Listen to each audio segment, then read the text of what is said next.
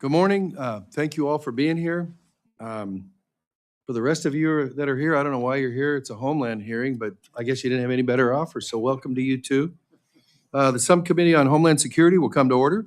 I'm pleased to be joined by the subcommittee's distinguished ranking member, the gentleman from Texas, Mr. Cuellar, as well as the chairman of the full committee, Mr. Cole, and the full committee ranking member, when she gets here, Ms. DeLauro. Welcome to our distinguished panel. I sincerely thank you for being here, especially on short notice.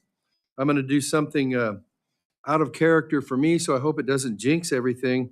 I'm going to do a brief opening statement. The focus of this hearing is fairly straightforward. Absent the passage of a continuing resolution by Friday night, the Department of Homeland Security will shut down.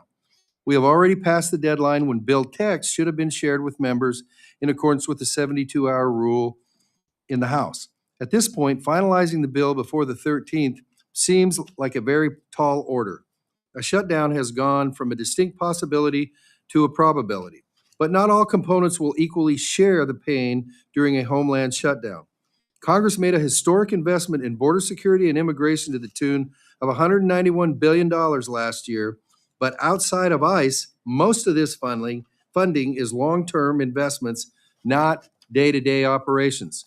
So while my colleagues on the other side of the aisle, most of whom didn't vote for the Homeland bill when it was being considered in the House last month, they all played a very important part in putting that legislation together, and rightfully so. So we will not focus on ICE and CBP. Those agencies' missions will be largely unaffected by a shutdown. For those of you that just got into town, the Policy Committee for Homeland, Mr. Garbarino's committee, yesterday held a hearing which talked about ICE and Border Patrol. So the policy issues associated with those agencies in an ongoing sense had an opportunity for a full hearing yesterday in the Policy Committee. Instead, the pain here will be felt by the men and women of TSA, who will once again work to keep our airways safe without a paycheck. There will be uncertainty for the Coast Guard men and women who have no choice but to show up for work. It will slow down shipbuilding. It will reduce the amount of funding in the Disaster Relief Fund just weeks after massive winter storms affected wide swaths of the country. It will show up for Secret Service agents who put their lives on the line to protect the nation's elected leaders, and their families will likely work without pay. It will increase the workload and pressure on our frontline cybersecurity defenders at CISA, who will work with less staff and without pay. And of course, the dedicated civil servants across the department who are furloughed will not receive a paycheck. So if we shut down the department over ICE and CBP enforcement actions in Minneapolis and my colleagues' lists of policy demands, here's what will happen. Immigration and removal operations will continue. Wall construction will continue. Anything funded by reconciliation dollars will continue. The good work of the department does outside of immigration, the good work that the department does outside of immigration enforcement will come to a screeching halt, and that's what today's hearing is about. Money to agencies that will be affected by a shutdown. I'll now turn to my colleague, Mr. Cuellar, for his opening remarks. The floor is yours, sir. Mr. Chairman, thank you so much. Let me begin by saying how much respect I have for you and for the way you led this subcommittee. Homeland Security is never an easy bill, and it never should be. It deals with real risks, real people, real consequences. And I appreciate the seriousness you brought to this work, and I appreciate the bipartisan spirit that has allowed this subcommittee to function even at times, very difficult moments like now. We're meeting today at a very important time. In just a few days, if Congress doesn't act, the Department of Homeland could face a shutdown. And while the American people may hear the word shutdown and think of Washington politics, what that really means is delayed disaster response, weakened cyber defenses, and uncertainty for the men and women who show up every day to keep this country safe. This is not theoretical. Every member here represents transportation security officers, and we support, they work long shifts to keep our airport secure. Every member relies on FEMA when disaster strikes their state or their district. Every member depends on CISA as cyber threats target hospitals, pipelines, schools, and local governments. Every member recognizes the critical role Secret Service plays, and will be playing this year with security around the World Cup and the American 250 celebrations. Every member counts on the Coast Guard, men and women who carry out 11 statutory missions, often under extreme conditions, often with limited resources, and always with professionalism. So let me be clear from the very beginning. The public servants of the Department of Homeland Security have the full respect and support of Congress, Republicans and Democrats. They deserve stability, clarity, and leadership from us. That bipartisan commitment has already shown itself. This subcommittee, working together, rejected proposed cuts to FEMA and CISA. We supported the increased funding for FEMA and the Coast Guard, and those shared priorities are the reasons why I supported the fiscal year 2026 DHS appropriation bill. We agree on more than we disagree. We agree that border security matters. We agree that enforcement matters. We agree that accountability matters to the taxpayers and to the Constitution. And we should say plainly that strong borders and the respect for human life are not competing values. They're American values, and we are capable of honoring both at the same time. Strong borders and the respect for human life. And that's why the events that we witnessed last month in Minnesota, the tragic loss of 2 American citizens, should concern every member of this subcommittee, regardless of party. When enforcement actions lead to outcomes like that, we have an obligation to ask the hard questions and to make sure our laws and policies are working as intended.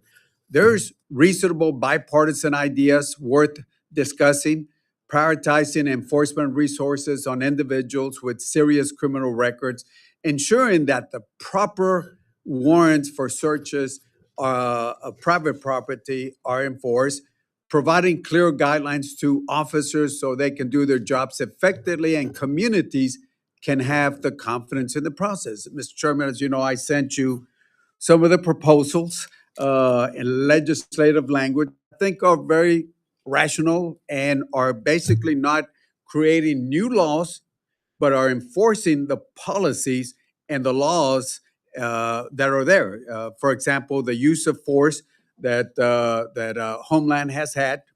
I think it was dated February 2023, just enforcing what's in there already, policies and laws, training that are there already. And I believe my colleagues on both sides of the aisle understand that the status quo cannot be carried on. We may differ on the scope or the pace of reform, but we all share a responsibility for making the system work. That's why I'd hope that the conversation today may also include ICE and CBP leadership. I understand there was a meeting yesterday, but I think Homeland could address this issue if we wanted to. The appropriations. The reality is that nearly 90% of the department will continue operating even if Congress fails to complete its work by the end of the week. If we are serious about avoiding a shutdown and about fixing what needs to be fixing, those voices need to be part of this discussion. So, Mr. Chairman, here's my ask, and it's a sincere one. Let's use the days ahead to convene a bipartisan good faith effort to resolve the remaining issues at the heart of this funding fight and keep DHS fully operational and give the American people the security and the stability that they expect. If you recall, Chairman, we all came up with a bill that was agreed on by the Senate, by the House, by the Democrats, by the Republicans, until the second shooting came in. I understand dynamics changed, but we were almost there. We were there, Democrats and Republicans and everybody, but the second shooting brought different dynamics, and I think we can get there to address that. So shutting down the Department of Homeland doesn't make our borders stronger. It does not make our communities safer. It does not honor the public servants who depend on us to do our jobs. So I look forward to hearing from today's witnesses, and I look forward just as much to working with the colleagues on both sides of the aisle to finish this bill and move this country forward. With that, Mr. Chairman, I yield back. Thanks to the gentleman from Texas. I now recognize the gentleman from Oklahoma, the ranking member of the full committee, Chairman Cole, and the floor is yours, Mr. Thank Chairman. you very much, my friend. And I have some official remarks, and I'm going to make some impromptu remarks after that. But I'd be remiss before I say this is the first time you and I have had the opportunity to appear in public since you announced that your impending retirement. And you didn't tell me ahead of time, right? You know I would have tried to talk you out of it. But I just want to tell you how proud I am of you and the manner in which you've risen up through this committee, the manner in which you've chaired one of the most difficult committees that we do have. I know you will give us 100% in the time that you'll still be here. I wish you well in whatever your future endeavors are, but I just want to thank you for your service. I want to thank you for your friendship.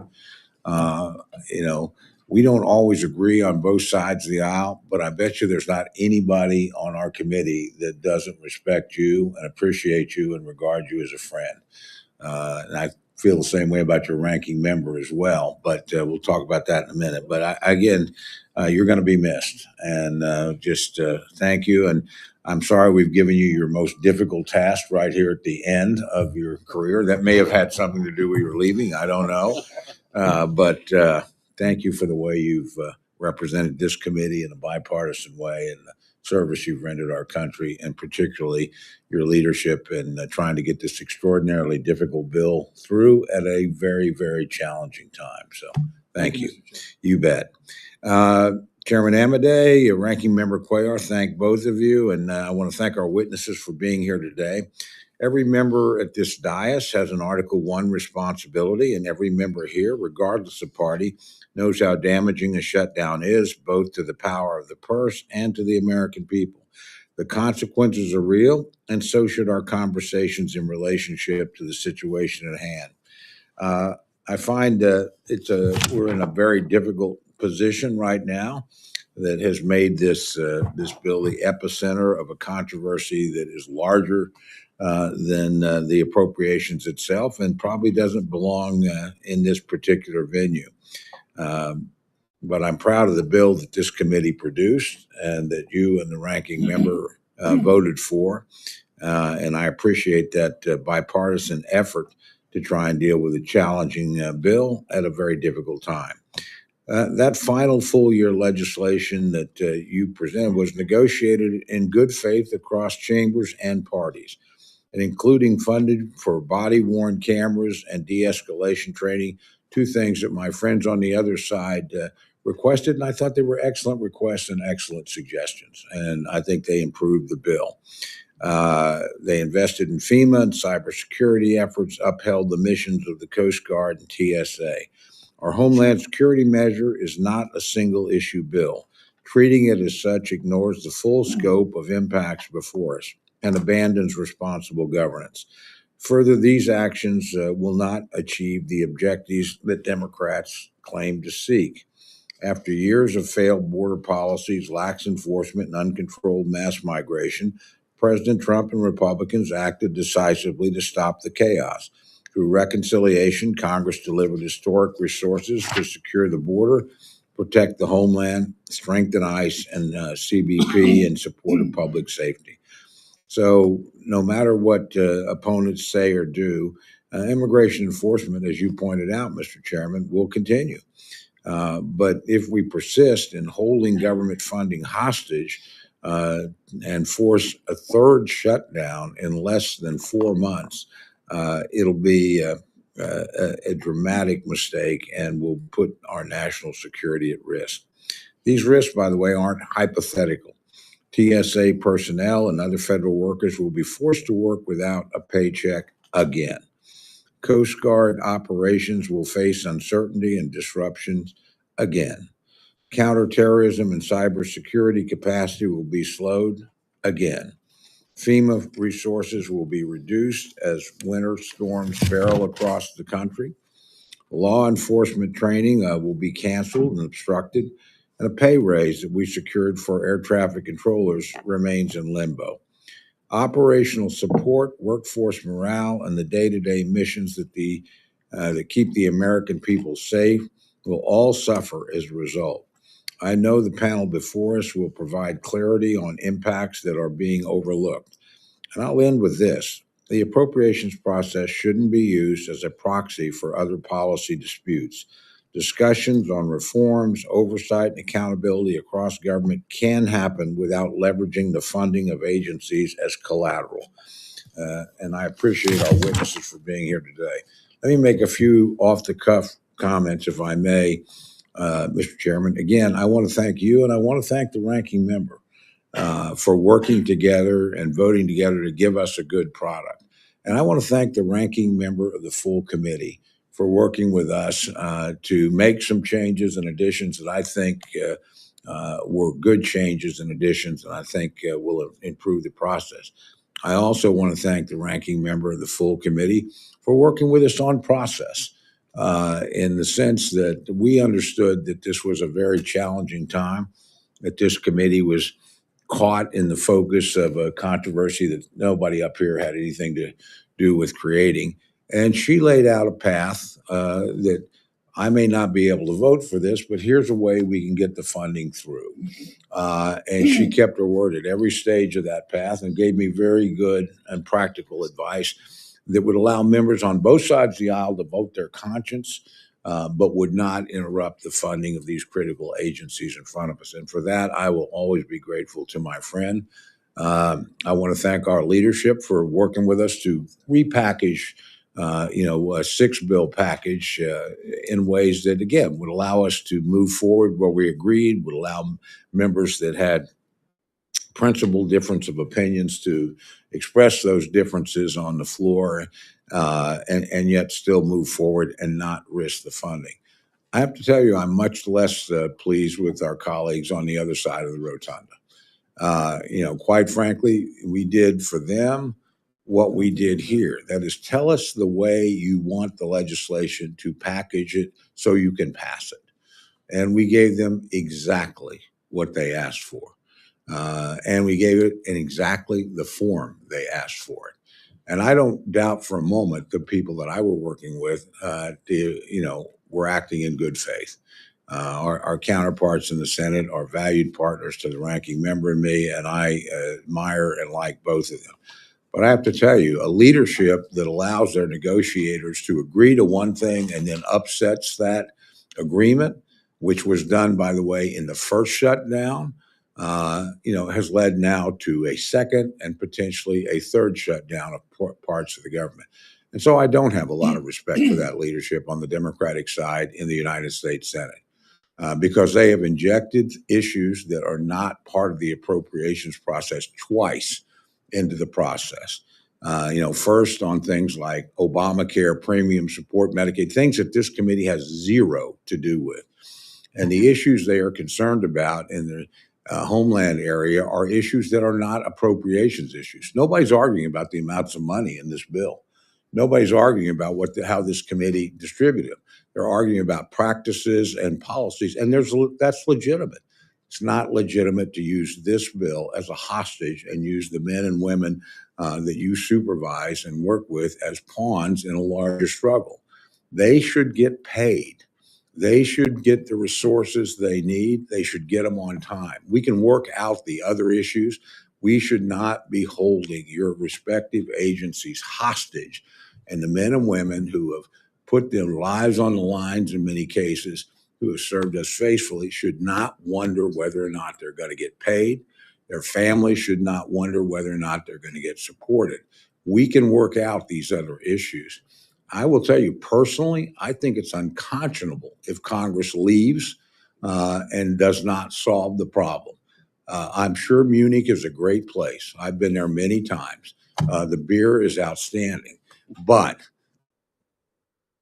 we don't need to go to a defense conference someplace in Europe when we're not taking care of the defense of the United States of America. And the agencies that you are all involved with are critical to that defense and do their job, every single day. I would be embarrassed to walk past a TSA agent that wasn't getting paid so I could go someplace else. And that's my personal opinion. That's not necessarily the opinion of my leadership or anybody else, but we should stay here and get this resolved. we should make sure that men and women that we have already put in a terrible position once for 43 days don't have to go through it again. And so I just feel very strongly about that. I know there are good faith efforts going on to talk about these things, but I'm tired of politicians making a political point at the expense of men and women who do their job every single day and don't ask for anything other than what we promise them to do their job. So that's just my opinion, Mr. Chairman, but I wanted to take it. But again, I want to thank my friend, the ranking member of the full committee. This House did its job because she worked with us to do the job, and it would not have done it without her. So I have great admiration. And again, I want to make crystal clear, I don't have any problems with the friends we negotiated in the United States Senate. They did their job, and I think they acted in good faith. I do have a problem when at the last minute, when we have things worked out and agreed to and a process agreed to, that Senate Democratic leadership decides I'm going to make a point and I'm going to make it at the expense of tens of thousands of federal employees that should not be laid off. So that's my personal opinion. I feel very strongly about that. The commitment I'll make is we will continue to work in good faith with our friends, and our friends in the House have worked with us in good faith, and we have been able to get to where we need to go. And I don't have, again, any problem with these other issues being discussed. I think they're appropriate to be discussed. I think, there are some concerns. I think there's been some genuine efforts on both sides of the aisle to find some middle ground on things like body camera training. There seem to be some other efforts underway on the administration's part, but whatever our differences, we should stay here and work them out without shutting down parts of the government that are critical to the defense of the United States, and then asking the people that we employ there, oh, you could keep working for free while we sort this out. And by the way, we're leaving for a week or so. And that the other area I will say, I mean, anybody that thought a 2-week CR when you were going to be gone a week would lead to a result. To be fair to the majority leader in the United States Senate, he asked for 6 weeks. That's a more realistic deadline. And again, I don't have any problem with doing a CR and continuing to work through, but it's just crazy to have done 2 weeks, which was the Senate Democrat demand, and frankly, to be thinking about leaving here before that 2 weeks is even up. And head someplace else. I mean, I don't understand it, and I am enormously frustrated by that. So, Mr. Chairman, thank you for allowing me to rant and rave. But again, I want to thank you and the ranking member of this subcommittee. I want to thank my colleague, the ranking member of the full committee, for working in good faith, finding common ground, getting us right to the verge of funding the government and leaving a path open to continue to work on areas where we disagree and make changes, which again, my friends on the other side have made some excellent suggestions, some of which we incorporated in the final product.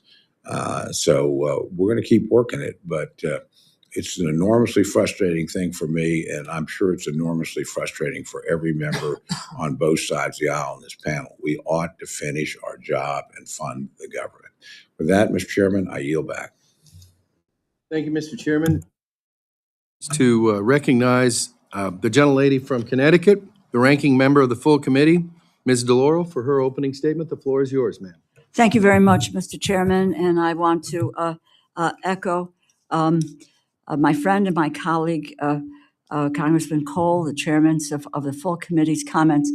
I have had the opportunity of working with you the last several years, and whether it is in subcommittee or full committee, engaging on issues that you care about, that we care about, it has always been a civil, a respectful, and an honest discussion of what we are trying to effectuate. And so in that context, for me, that is the hallmark of how we do our business here, is when we can disagree about a number of issues, and yet we can find the way to help to try to make a difference. That's a hallmark, I might add, of the Appropriations Committee, which is historic in the sense that Democrats and Republicans have come together around compromise and moved the bill forward. I've said over and over again, my colleagues have heard me,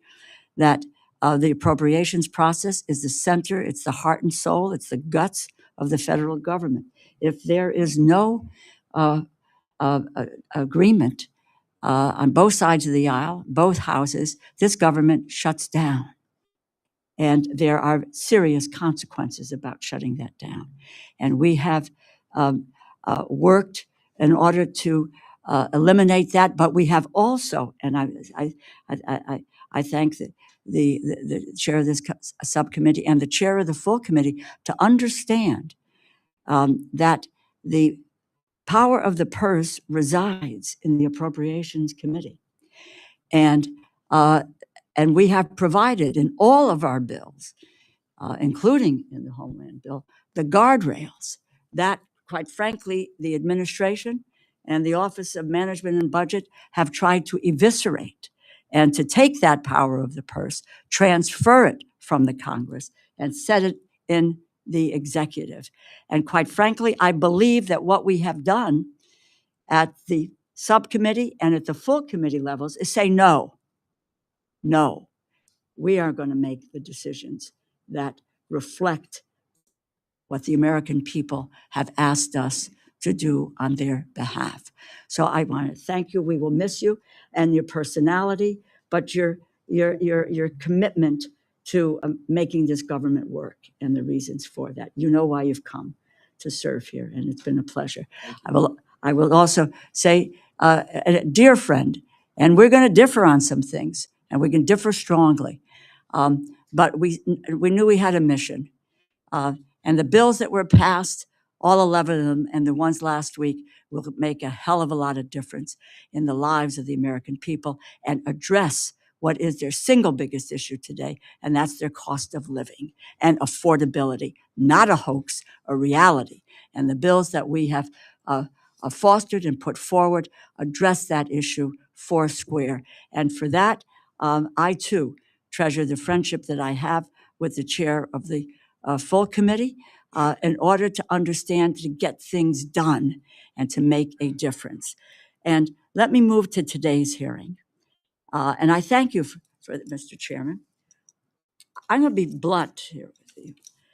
Let us be perfectly clear about what we're doing here today. This hearing is not about solutions.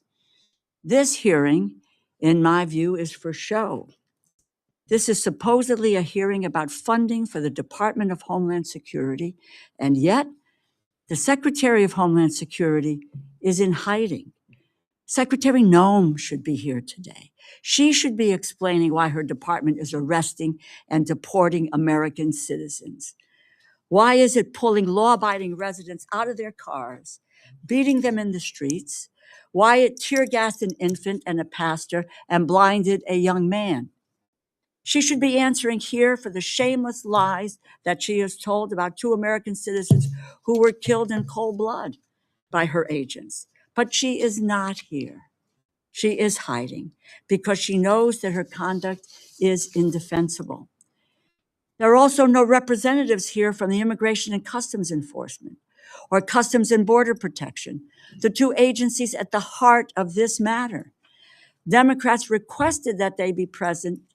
Why are they not here? That should tell you everything you need to know about what this hearing is really all about. It is not to address the real concerns of millions of Americans over the unchecked brutality of officers within those agencies, brutality that has left 2 Americans dead and countless others seriously injured. No, the goal is to pretend they do not exist while perpetuating the fiction that Democrats are opposed to funding for disaster relief or cybersecurity or the Coast Guard or Transportation Security Administration or Secret Service, when nothing could be further from the truth. In fact, it is the Republican leadership that has chosen to hold your agencies hostage to avoid implementing reforms that they know are necessary to keep our communities safe, from Immigration and Customs Enforcement and the Customs and Border Patrol. I have introduced today a bill that would fully fund every agency that is represented in this hearing today.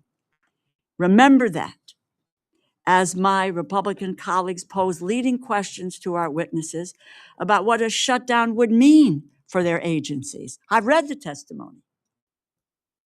My bill sets Customs and Border Protection and Immigration and Customs Enforcement funding aside, while negotiations over needed dramatic reforms continue separately.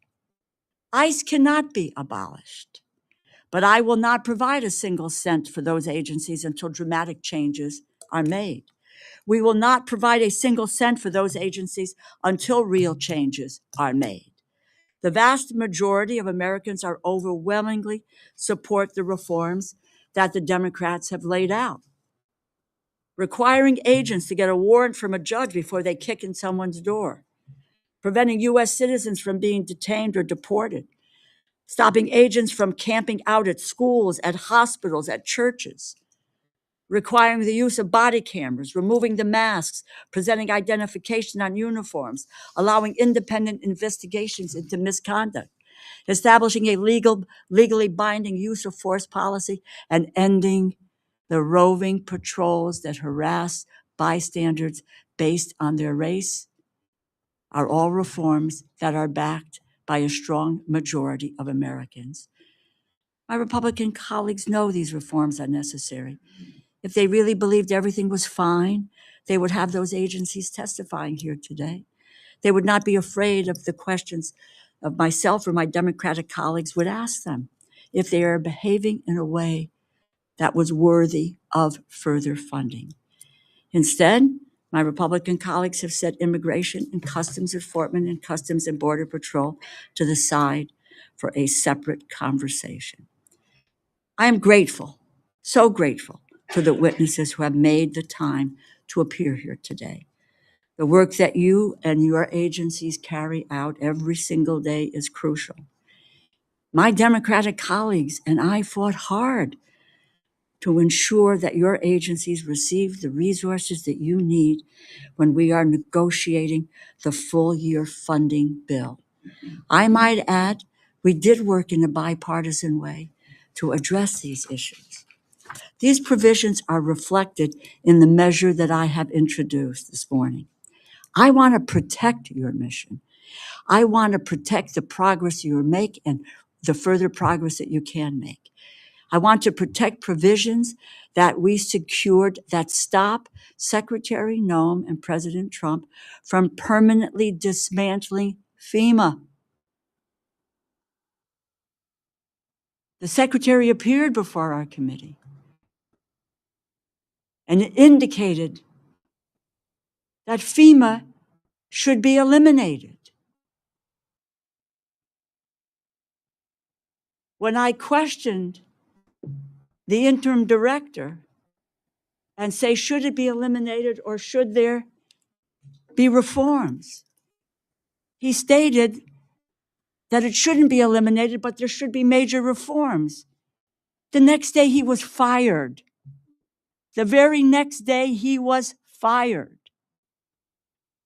I want to include the language that we agreed on that would prevent President Trump from hollowing out the Cybersecurity and Infrastructure Security Agency, especially as the volume and sophistication of cyber attacks increases relentlessly.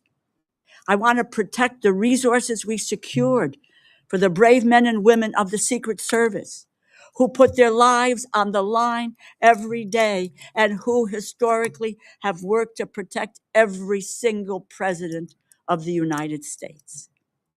And I want to make sure that the United States Coast Guard receives the more than $500 million funding increase we fought for during our negotiations, so that they have the resources to respond to drug smuggling, human trafficking, and natural disasters that threaten our country. I am proud to be in the state that represents the Coast Guard and in the city of New Haven, Connecticut, with the Coast Guard facility. I want your men and women to be well taken care of, to be able to carry out their job. All of these provisions are included in the legislation that I have introduced today. If funding lapses on Saturday, it is the Republican leadership who will bear the responsibility for the impacts that we will hear about today. I thank the chairman and I yield back. Thank you, Madam Ranking Member. We'll start out with the opening statement from Admiral Allen. Without objection, the witness's full written testimony will be entered into the record. With that in mind, we would ask you to please summarize your opening statement in 5 minutes or less. Admiral, the floor is yours. Chairman Cole, Ranking Member DeLauro, Chairman Amade, Ranking Member Cuellar, and distinguished members of the subcommittee. Thank you for inviting me to testify today on the severe impacts a government shutdown would have on your United States Coast Guard. As a vital instrument of national power, the Coast Guard controls, secures, and defends the U.S. border and maritime approaches, facilitates the safe and secure flow of commerce and responds to crises and contingencies that may come without warning. As a proud member of the Department of Homeland Security and the only armed force under DHS, every action the Coast Guard takes is dedicated to protecting our nation. The American people depend on us, and we provide a remarkable return on investment, but only with consistent and predictable appropriations. A lapse in appropriation requires the Coast Guard to suspend all missions except those for national security or the protection of life and property. A funding lapse has severe and lasting challenges for our workforce, operational readiness, and long-term capabilities. More importantly, a lapse lasting more than a few days will halt pay for the Coast Guard 56,000 active duty, reserve, and civilian personnel. This is not a distant administrative issue. The uncertainty of missing paychecks negatively impacts readiness and creates a significant financial hardship for service members and their families. Missed pay erodes the trust our men and women have in the nation they serve and those who lead them. Shutdowns cripple morale and directly harm our ability to recruit and retain the talented Americans we need to meet growing demands. The work our crews perform every day is dangerous and challenging. Our people deserve the resources they need to perform their duties safely and efficiently. The Coast Guard gunner's mate manning a weapon in the Straits of Hormuz should not have to worry if their family will be able to pay rent while being shadowed by Iranian vessels. Our aviation survival technician deploying from a helicopter into treacherous seas should not have to worry if their family can buy groceries this week. These jobs require dedication, focus, and attention to detail. Any distraction puts the member, mission, crew, and unit at risk. Short-term solutions only provide temporary relief. No one in our military should be forced to live with this uncertainty from paycheck to paycheck. The shutdown also erodes mission readiness. Certain training stops, including training for pilots, air crews, and boat crews, who must build and maintain proficiency to operate in hazardous conditions. Our cutters, aircraft, and boats further degrade as scheduled maintenance is deferred and the flow of spare parts is cut off. This results in grounded aircraft, static cutters, and a multi-million-dollar parts backlog that takes time to fix. We are unable to pay our contractors, including small businesses who rely on timely payment to ensure cash flow and survive. We cease activities that do not protect the safety of life or property from imminent danger, including routine patrols, some fisheries enforcement, maintenance of aids to navigation, and commercial vessel safety inspections. The National Maritime Center closes, halting the issuance and renewal of credentials for thousands of U.S. merchant mariners who rely on valid credentials to work and who are vital to ensuring the flow of commerce throughout the U.S. ports and waterways continues. The ripple effect causes delay in vessel inspections, financing, and regulatory approvals that can cost the U.S. economy billions of dollars every week and translates to higher prices for Americans everywhere. I urge you to continue your support of the men and women of the Coast Guard by not allowing funding to lapse. To keep our crews and assets ready to serve the American people, we require the resources necessary to fulfill our vital missions. Thank you, and I look forward to your questions. Thank you, Admiral. Next, we'll go to Administrator McNeil for TSA. The floor is yours, ma'am. Good morning, Chairman Cole, Ranking Member DeLauro, Ranking Member Cuellar, and Chairman Amade, and the distinguished members of the subcommittee. Thank you for the invitation to testify before you today on behalf of the Transportation Security Administration. I'm honored to be here and grateful for the long-standing and productive partnership TSA shares with this subcommittee. DHS and TSA were created on the heels of 9/11 to help the United States stay a step ahead of terrorists and bad actors. A lack of funding and predictability of resourcing will pose significant challenges to our ability to deliver transportation security with the level of excellence we expect and Americans deserve. We need Congress to pass DHS's budget for fiscal year 2026. TSA's critical national security mission does not stop during shutdown. Around 95%, or 61,000 of TSA's employees are deemed essential and continue to work to protect the traveling public during a shutdown while not getting paid.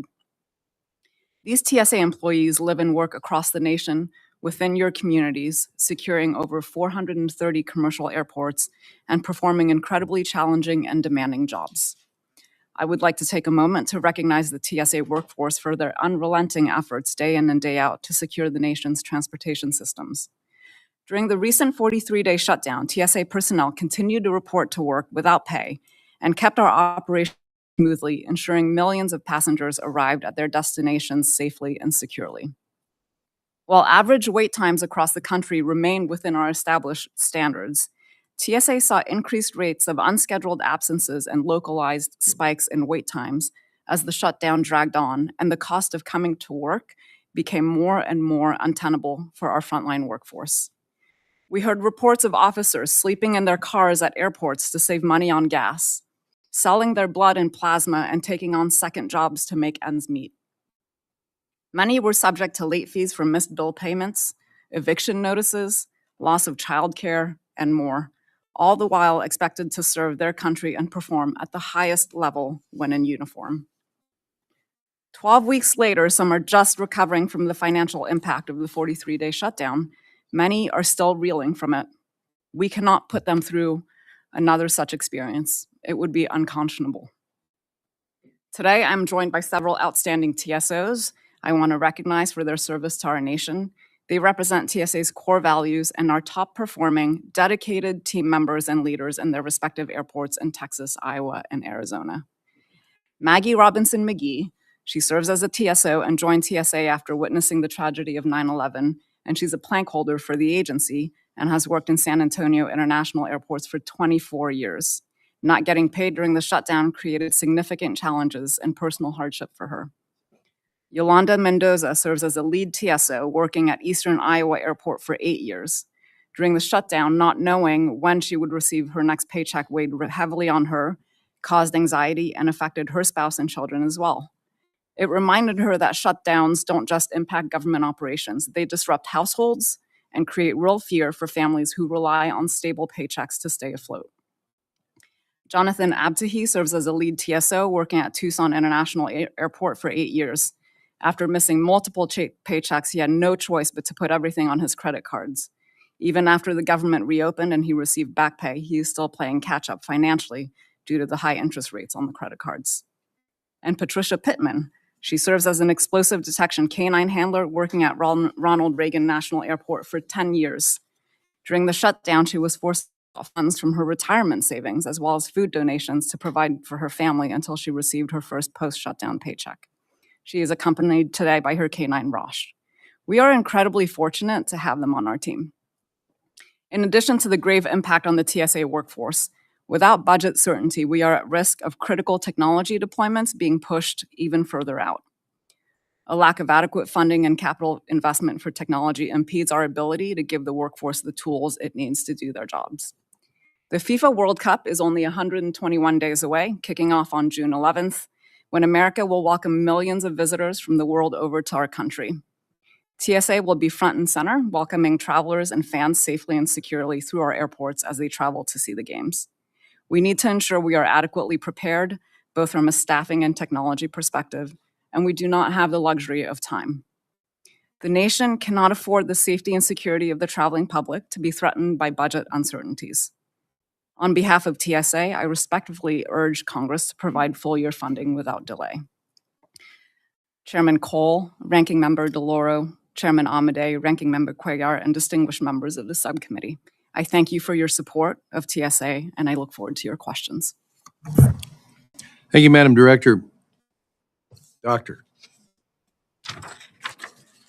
Now, I've got a name that has 4 out of the 5 vowels in it, so people have difficulty pronouncing that.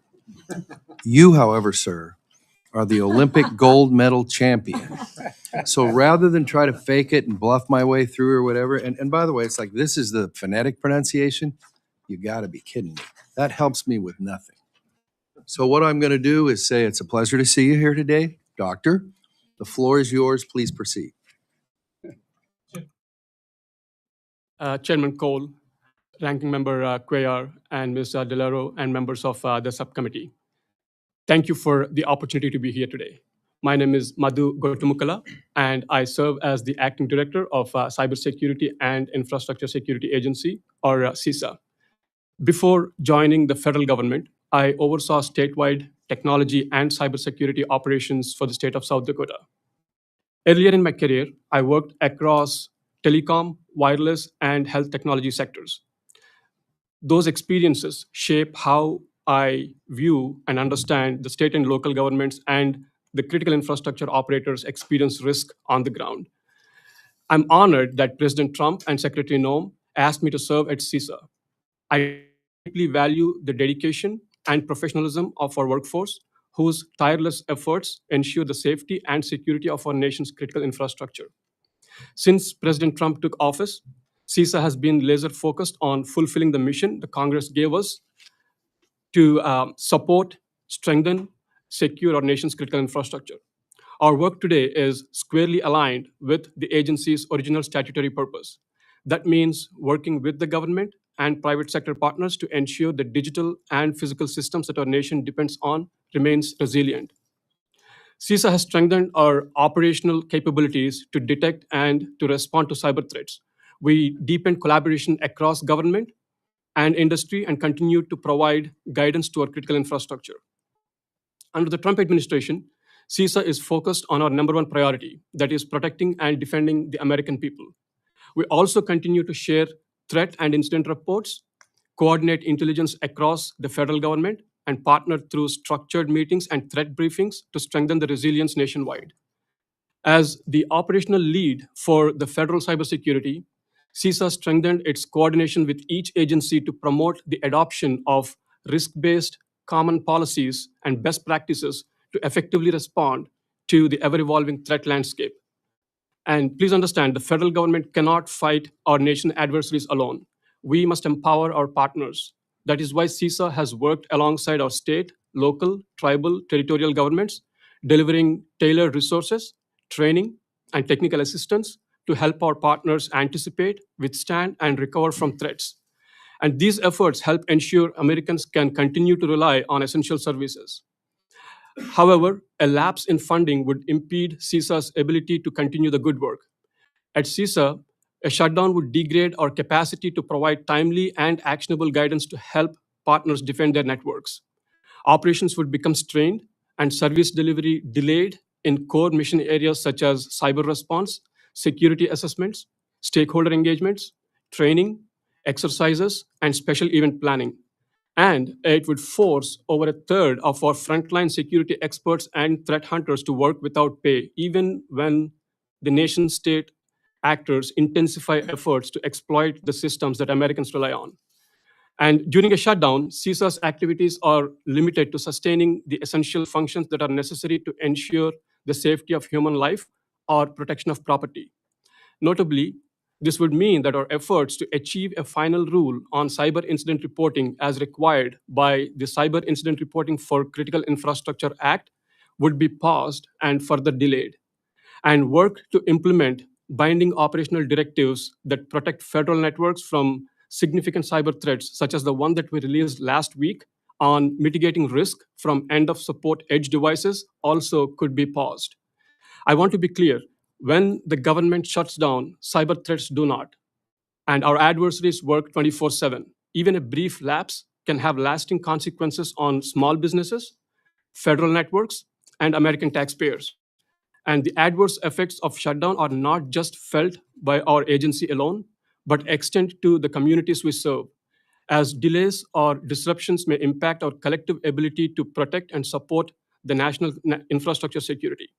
Funding for CISA is essential to safeguarding the nation's critical infrastructure. I thank you for the opportunity to appear before you today, and I look forward to your questions. Deputy Director Quinn, please proceed. The floor is yours. Thank you, Chairman Amade, Ranking Member Cuellar, members of the subcommittee, and of course, Chairman Cole, Ranking Member DeLauro. Thank you for being here as well. I appreciate the opportunity to talk to you today about the impacts of a shutdown on the Secret Service and our zero-fail mission. As you know, we execute a dynamic mission of protection and investigations. We protect our nation's leadership, we investigate financial crimes, and we conduct protective intelligence investigations around the world every day.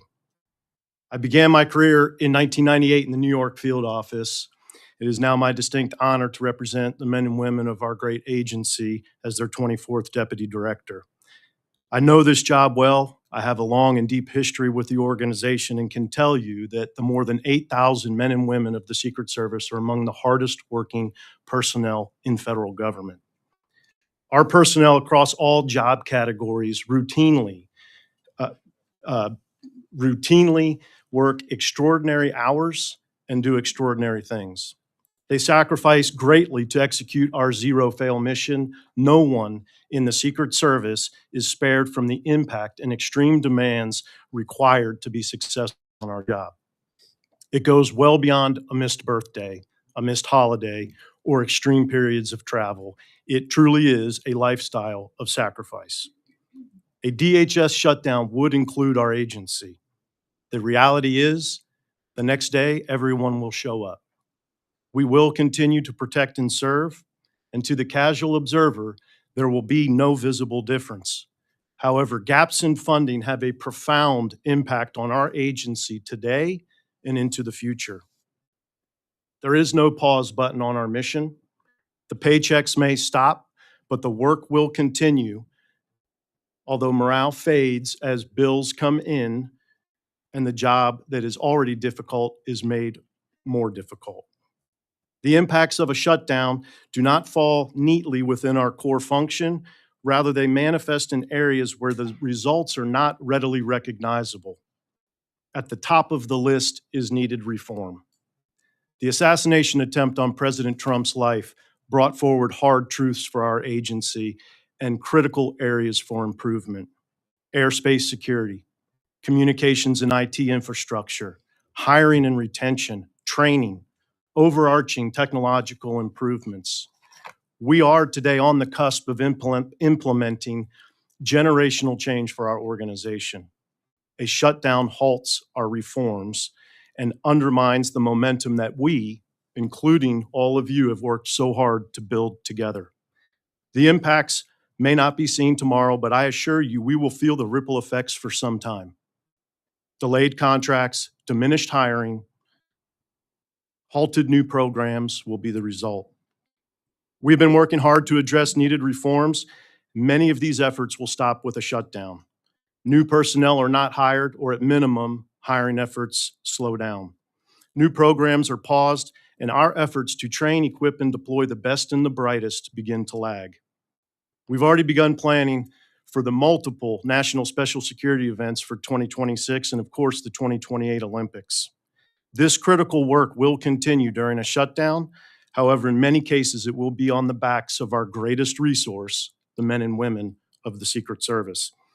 Our difficult mission becomes exponentially harder during a lapse in funding. Other national programs, such as the National Computer Forensics Institute and our support for the National Center for Missing and Exploited Children, either comes to a halt or at minimum is impacted greatly by a shutdown. We are poised to reach new heights of excellence with the most dedicated workforce in law enforcement, and we will find ways to get the job done. albeit at the expense of our people and progress. Make no mistake, government shutdowns have real and lasting consequences. Plans for the future are put on hold, and the opportunity for meaningful change is lost. The men and women of the Secret Service, Director Curran, and myself are committed to progress, change, and reform. I respectfully ask that DHS be funded at the levels that will enable our success. We cannot do it alone and unfunded. I thank you for your support and look forward to taking your questions. Thank you, sir. Chairman Cole, Chairman Amade, Ranking Member DeLauro, and Ranking Member Cuellar. Thank you for the opportunity to testify before you today on the shutdown impacts at FEMA. I'm Greg Phillips. I'm Associate Administrator for the Office of Response and Recovery, and I look forward to our conversation.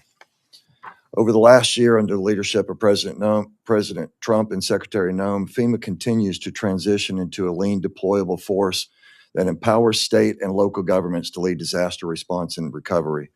No longer is FEMA a bloated, DC-centric bureaucratic organization that has often failed to deliver. After years of mismanagement and mission drift, the agency is now refocused on its core mission. Additionally, FEMA and the department instituted sweeping reforms to its grant programs, eliminated egregious waste, fraud, and abuse, and the misuse of taxpayer dollars. Under this administration, Americans have come first.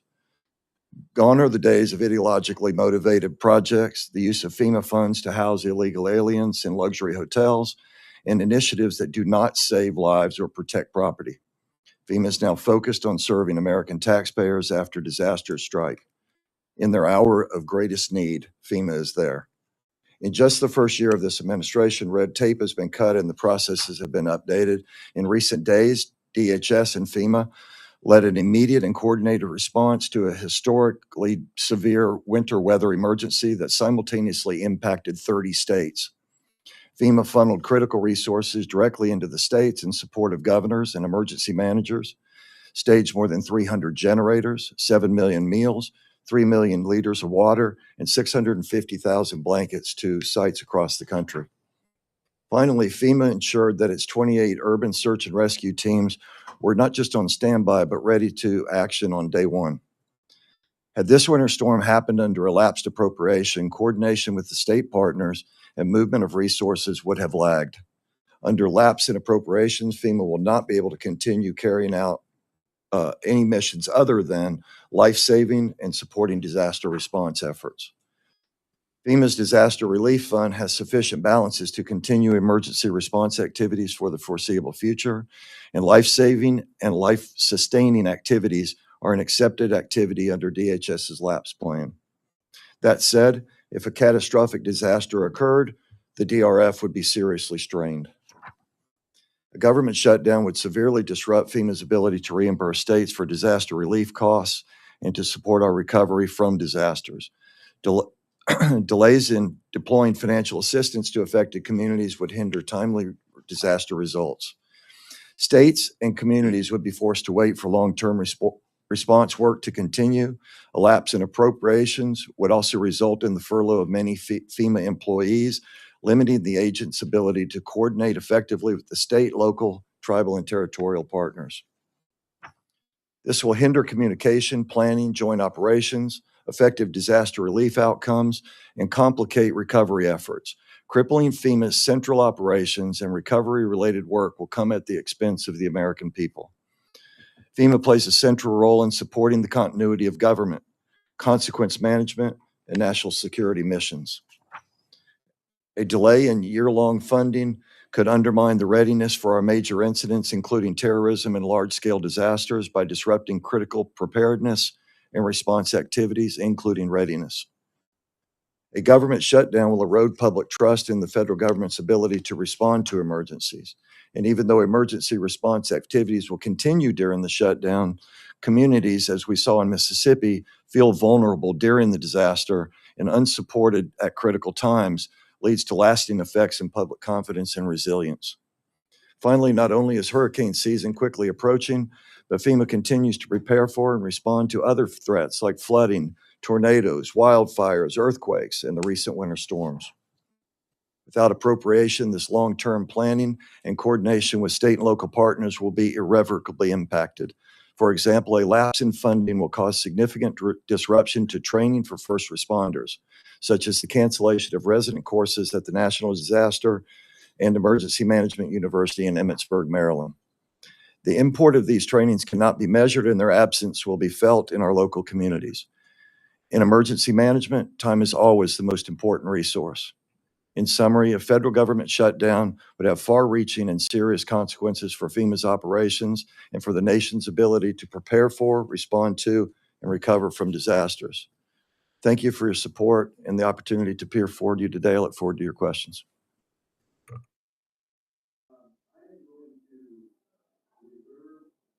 Questions for the end after the other members have gone, but I do have one housekeeping thing that I want to get out of the way before we go to my colleague from Texas for his questions. And there are two of them. Doctor, this committee asked CISA a while back for a copy of your reorganization plan because you had been, not you personally, but it's like, hey, we want to know what your reorganization plan is. This committee's worked very hard in a bipartisan manner to make sure that you folks didn't get cut to insignificance funding-wise. It's my understanding that that plan is underway and we still haven't received it. So, not looking for a response. If you got it ready, then get it. By Friday at close of business, which is 6:00 p.m. here, we better have a copy of that plan or the reason why there isn't a plan and whatever is going on. We've been professional, we've been respectful, we expect exactly the same thing in return. Madam Administrator, there are many people on this committee who have people who have went through the 43-day shutdown, the most recent one, and we're looking at another one who we're talking about. There's some program in your agency, it's like, well, maybe it's sick leave, maybe it's whatever it is. We want a briefing, and it can be over the phone. We're trying to be respectful and professional. We want a briefing on, and I can tell you there's 40 people in Nevada, speaking only for my neck of the woods, there's 40 people in Nevada who still have unresolved shutdown pay issues, whether they were charged for annual leave or whatever the heck. We expect access to somebody who's in a position to speak for your organization before the close of business Friday to say, here's what we got or whatever. But so far, we've got not much. So thank you very much for your professionalism and respect. Mr. Ranking Member, the floor is yours. Thank you, Mr. Chairman. I certainly join you in those requests. First of all, I want to thank all of y'all. We appreciate the work that y'all do and appreciate the men and women that are sitting behind you and the men and women that are out there in the field. So we say thank you and we agree we should fund you the way we should be doing. I think we all agree that the agencies you all represent are important to our national, economic, and public safety. And that's why we do not want to see you all held back while we continue the negotiations, as the ranking member has said, your sister agencies of CBP and ICE. That said, there is some reporting that agencies have been assigning and detailing personnel to assist the department, specifically CBP and ICE, with border security, immigration enforcement. Just recently, one of the news outlets reported that dozens of FEMA staffers were being assigned to support deportations. Last fall, we saw similar reportings of management-directed assignments, the MDAs, given employees at CISA, FEMA, TSA, Coast Guard 60 days to transfer or be terminated. So let me ask you all three questions. And again, briefly, that's for all of y'all. Briefly give us that, and if you need to put it in writing, reasonable time to be submitted to the chair and ourselves so we can share with the members. Number one, can you confirm if DHS has solicited your agency to supplement CBP or ICE for immigration enforcement operations? Number two, how much or how many of your resources are currently dedicated or detailed to CBP or ICE? Number three, do you know what kind of work they're performing for CBP and ICE? And again, whatever y'all can answer now or in writing. And then the other one is specifically to the Admiral. My understanding is Coast Guard, I think we did talk about this, expanding their presence to the border, Hidalgo, and specifically on the Rio Grande. This is something that I've advocated for many years. In fact, I secured language to one of the reauthorizations requiring the agency to conduct a mission analysis study regarding the Coast Guard presence along the Rio Grande. At that time, your prior leadership was taking a different position. They said we do blue waters, not brown waters. We only do international. And at that time, you were at the Great Lakes.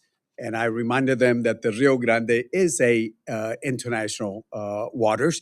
And of course, you know, the type of assets, you can't bring any cutters there because of the water levels, but airboats, birds, assets can be used. And especially if you're going to be down along the border, the counter surveillance of drones of the Mexican cartels is extremely important. So just briefly cover that, but I would ask that you all give us a briefing as soon as possible about that, because that's an area that we cover. So with that, whoever wants to get started on the first question. So let's start off with the Rio Grande work that y'all be doing down there. And then the questions to all of y'all, either in writing or briefly explain that to us. Yes, sir. Thank you for the question and for the opportunity to talk about what we're doing with Operation Riverwall, which is 262 miles of the Rio Grande, starting from the Gulf of America going up. We have 400 members there. We have 44 boats. And as you know, the Coast Guard is the best boat drivers in the world. But the boats we're using there, they're new and they're different. We're using airboats. We're using rock boats is what they like to call them, but things that can work in shallow water. So it's absolutely within our current authorities and how we operate, and we will continue to be there. We've got a logistics center in Edinburgh, and we're looking to make that more permanent to make sure that we're supporting our teams in our phase as we go forward. Yes, sir. I'm sorry. Sir, on to your three other questions. The Coast Guard, as we operate with the interagency within DHS, we will be there. One of the values and one of the capabilities that we bring is heavy lift for the department. So we have been called on a number of times to provide heavy lift assistance with our C-130s, with our C-27s. We currently have two C-27s that are flying missions every day for CBP and ICE, and we are continuing to do that on a requested basis. Thanks, sir. Ranking member, I'm not aware of any DHS solicitation or TSA employee detailed to CBP or ICE at the moment. So just to answer your question, and we can get back to you with further details. Ranking member, thank you. The department has taken a holistic enterprise approach in filling some of the key and critical skill gaps across the department and the organization. While CISA has transferred some personal management director reassignments over the last year, we had about 70 management director reassignments across all the components throughout. And in return, we also have received about 30 plus transfers to CISA that are qualified and who bring in a fresh perspective. Specifically to ICE, it's a handful of people that have been transferred, which are from different subdivisions within the agency. Thank you. Regarding the management directed assignments, we have not been impacted by any of those unless they were mutually agreeable in very, very small numbers. In terms of support to the CBP ICE mission, for us, it's just the opposite. CBP continues to provide high level of support for us in major events, and we haven't been involved in any of the removal operations. Thank you. Similar to Director Quinn, I think it's just the opposite for FEMA, especially during the storm. The way the DHS winter storm surge happened, we not only had a lot of people coming in, but our coordination was really across everyone else, whether we saw CISA was there, Department of War was there, the Coast Guard was there. They're there with us every day. The National Guard was there. And so our surge is more in than out. But I'm not advised in total as to either numbers or whether it's actually happening or not, but we'll take that for the record, sir. Thank you all. I'll have our say.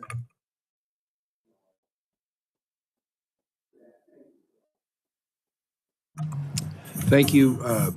The chairman of the full committee has left for other pastures, and the ranking member of the full committee wants to be like me and go at the end. Thank you for being cool like that. And so the gentleman from, Hold on. we'll take Do my this off, best. we'll take this offline. Yeah. The gentleman from Florida, the floor is yours for 5 minutes. Thank you, Mr. Chairman. Ladies and gentlemen, let's make no mistake about this. If there is a shutdown, it is a Senate Democrat leadership shutdown being manufactured. If your men and women are furloughed, if your men and women are forced to work without pay, it's because of the Senate leadership. No doubt about it. And today's meeting is about public safety that you all provide to this country day in and day out and in the near future. Think about the responsibility that you all are going to have around all of the NSSE events that are coming up with FIFA World Cup, with all of the American 250 events, and we're giving you fits and stops of funding.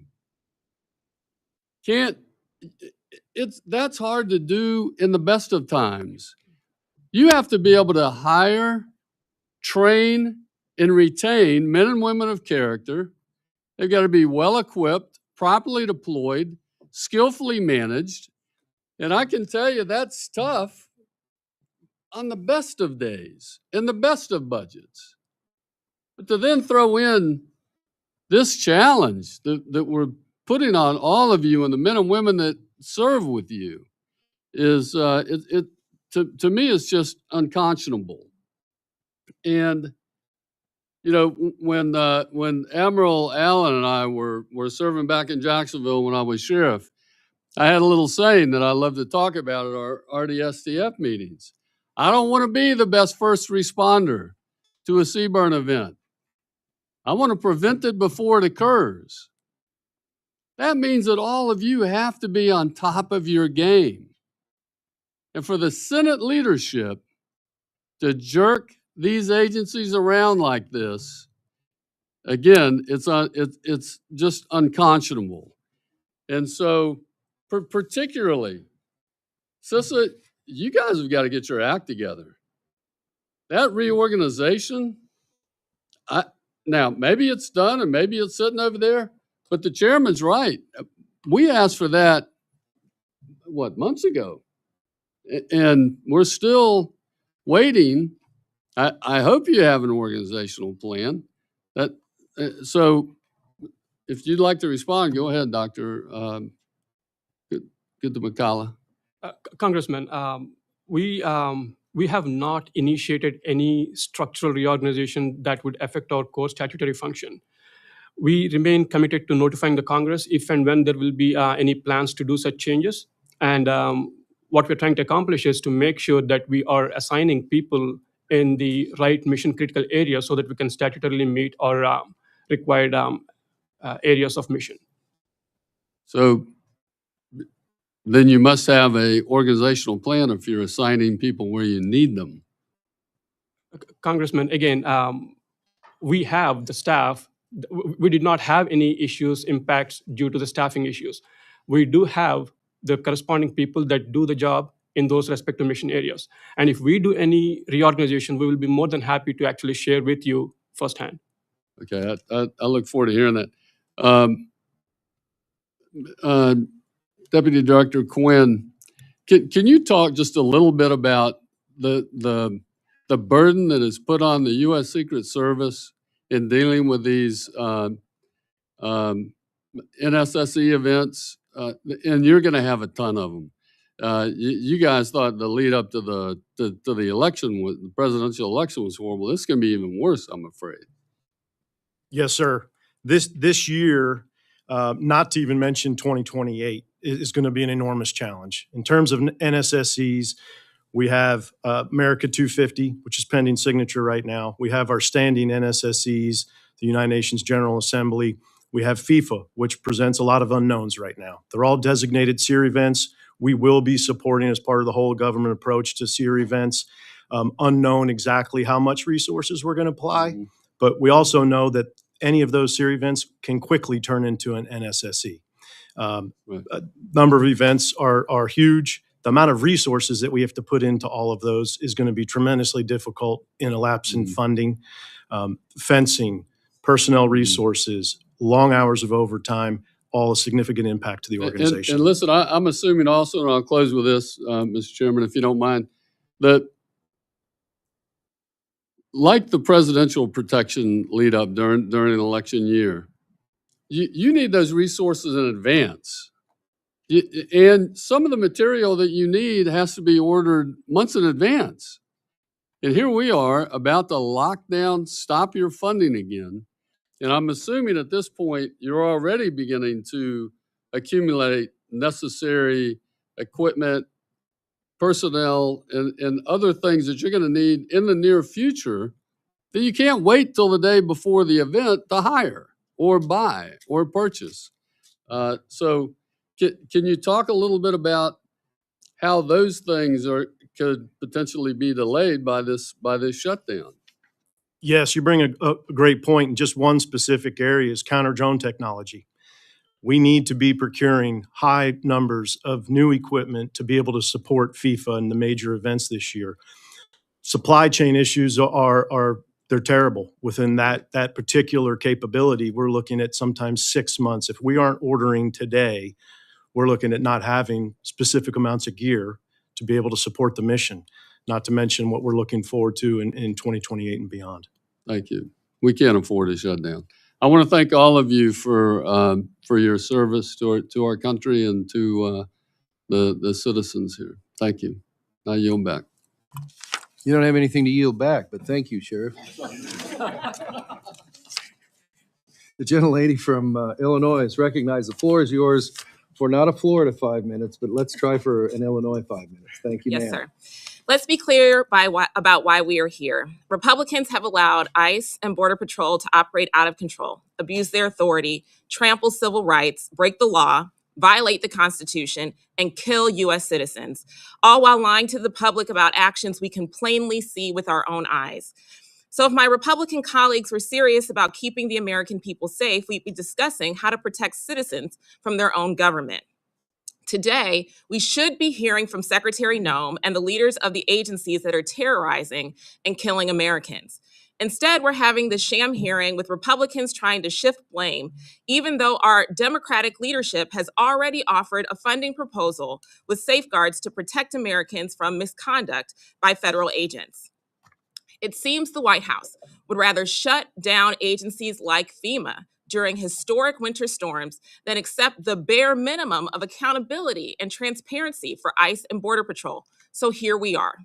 Just to level set, Secretary Noem has not appeared before this committee since last year, before her agents killed Renee Good and Alex Preddy, before Greg Bovino terrorized my constituents in Illinois during Operation Midway Blitz, before more than 170 U.S. citizens were illegally detained by federal agents, before 5-year-old Liam Ramos was snatched on his way home from school because ICE wanted to use him as bait, and before countless other atrocities were committed on her watch. So where is she today?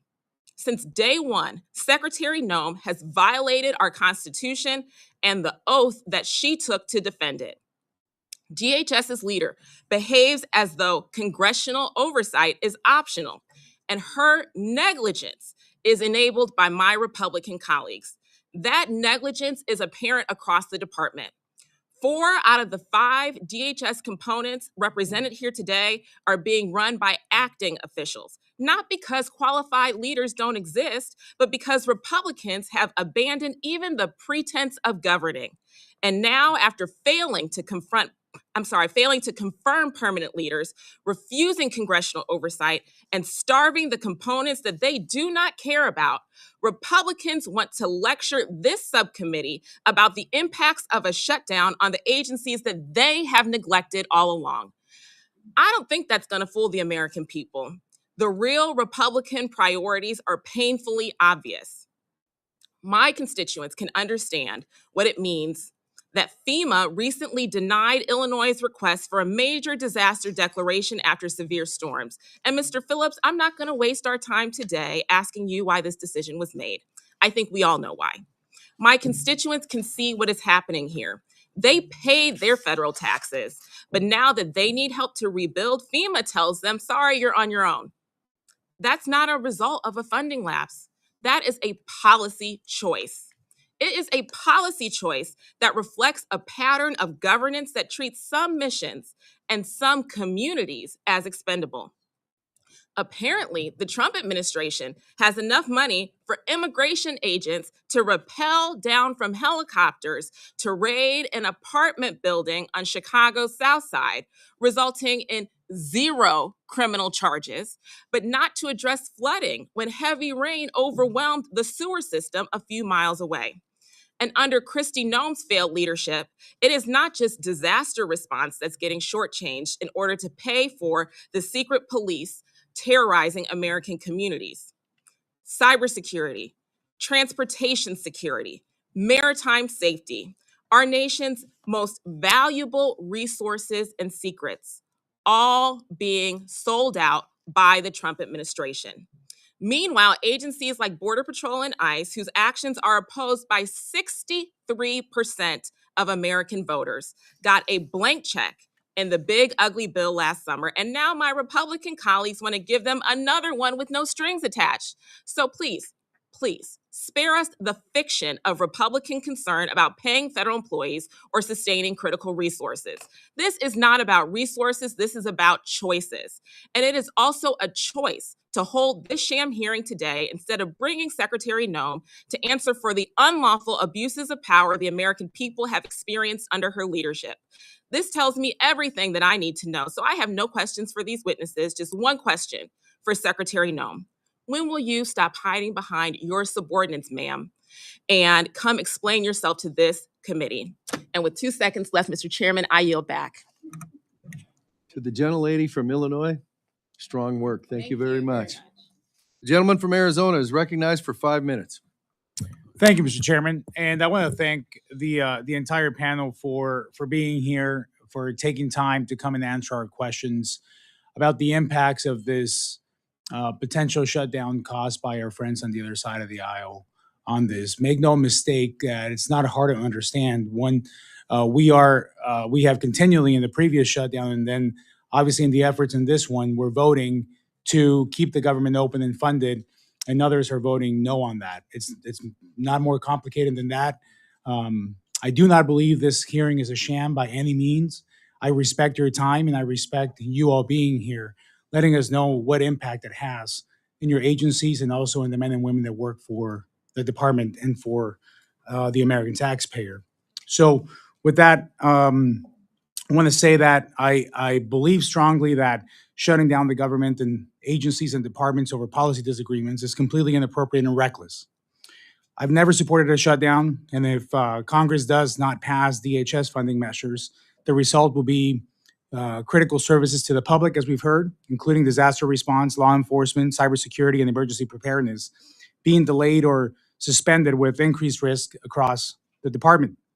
That includes our men and women in TSA. And Madam, you mentioned that. And you also mentioned one of our best here in Arizona in Tucson, Jonathan, who I got the pleasure of meeting at the airport actually on the way here. We got here on the same flight. He came up and introduced himself and immediately knew why he was going to be here. We had a conversation based also on what you read and how that impacted him and many of his colleagues. And I can attest for that airport specifically, which I fly out of every single week, out of that airport and back in there, that they continually worked through the previous shutdown in the most professional manner. Never was able to tell that they were going through the stress that they were going through. So I do want to recognize their effort and all of them. Jonathan, great to see you here, and thank you for being here. My question will start with you, if I can, Ms. McNeil. As you know, during the shutdown, frontline screening is still required to take place, but we both know the kind of impact on staffing and moral shutdowns have on our men and women. So to your knowledge, what are the staffing issues that arise when there's a government shutdown, specifically on the employees, and left wondering when they will be paid next? And on that note, so I don't have to do a follow-up, I'm incredibly concerned about what, well, I'll leave it at that for now, and then I'll come back to the other side, the other part. All right, thank you, Congressman. So what we saw was incredible impact on our workforce, and you might not have seen it because they did such a tremendous job keeping our operations running and our wait times within standards. But the mental and emotional toll that it takes on our workforce cannot be understated. We saw a lot of folks have to take on second jobs, making for extremely long work days. We did see, as the shutdown dragged on and on, a higher rate of unscheduled absences overall across the nation toward the end of the shutdown. That rate almost doubled, and then certain airports tripled. And that really does cause both strains on those that are working and obviously on our operations as well. We did also see a higher attrition rate during October and November of last year, 25% increase from that same time period the year before, which is quite concerning if we're looking at another potential shutdown, especially as we're entering a spring break travel season and to prepare ourselves for the events coming at us this summer. Thank you. Thank you for that answer. And then I have time for just one more, Mr. Phillips. I'm extremely worried about the solvency of the disaster relief fund during a shutdown. I'm also incredibly concerned about what we saw last year, an unprecedented delay in obligating and expending funds from the DRF to assist states dealing with crisis on the ground. From my understanding, FEMA currently has roughly $27 billion in unobligated funding to respond to major disasters. However, the number decreases dramatically during a shutdown, is my understanding. Arizona, obviously known for wildfires and not many more natural disasters that we face from other states, but fires are a big deal for us, along with floodings as well of heavy rain during the monsoon season. So can you speak to that, please? Yeah, absolutely. Thank you so much for giving me the opportunity to respond. I spent a few days with Congressman Crane in Globe and Miami, Arizona, with response to the flood. And one of the challenges I think that we all face is related to the DRF, but really related to how rural America is treated by the DRF. There was some funding or some calculation challenges when the Stafford Act was first passed. They didn't update it, and that created an artificially low threshold for a major disaster. I believe that rural states, mine, yours in Arizona, and many others, many of you belong to or are representing states that are very rural.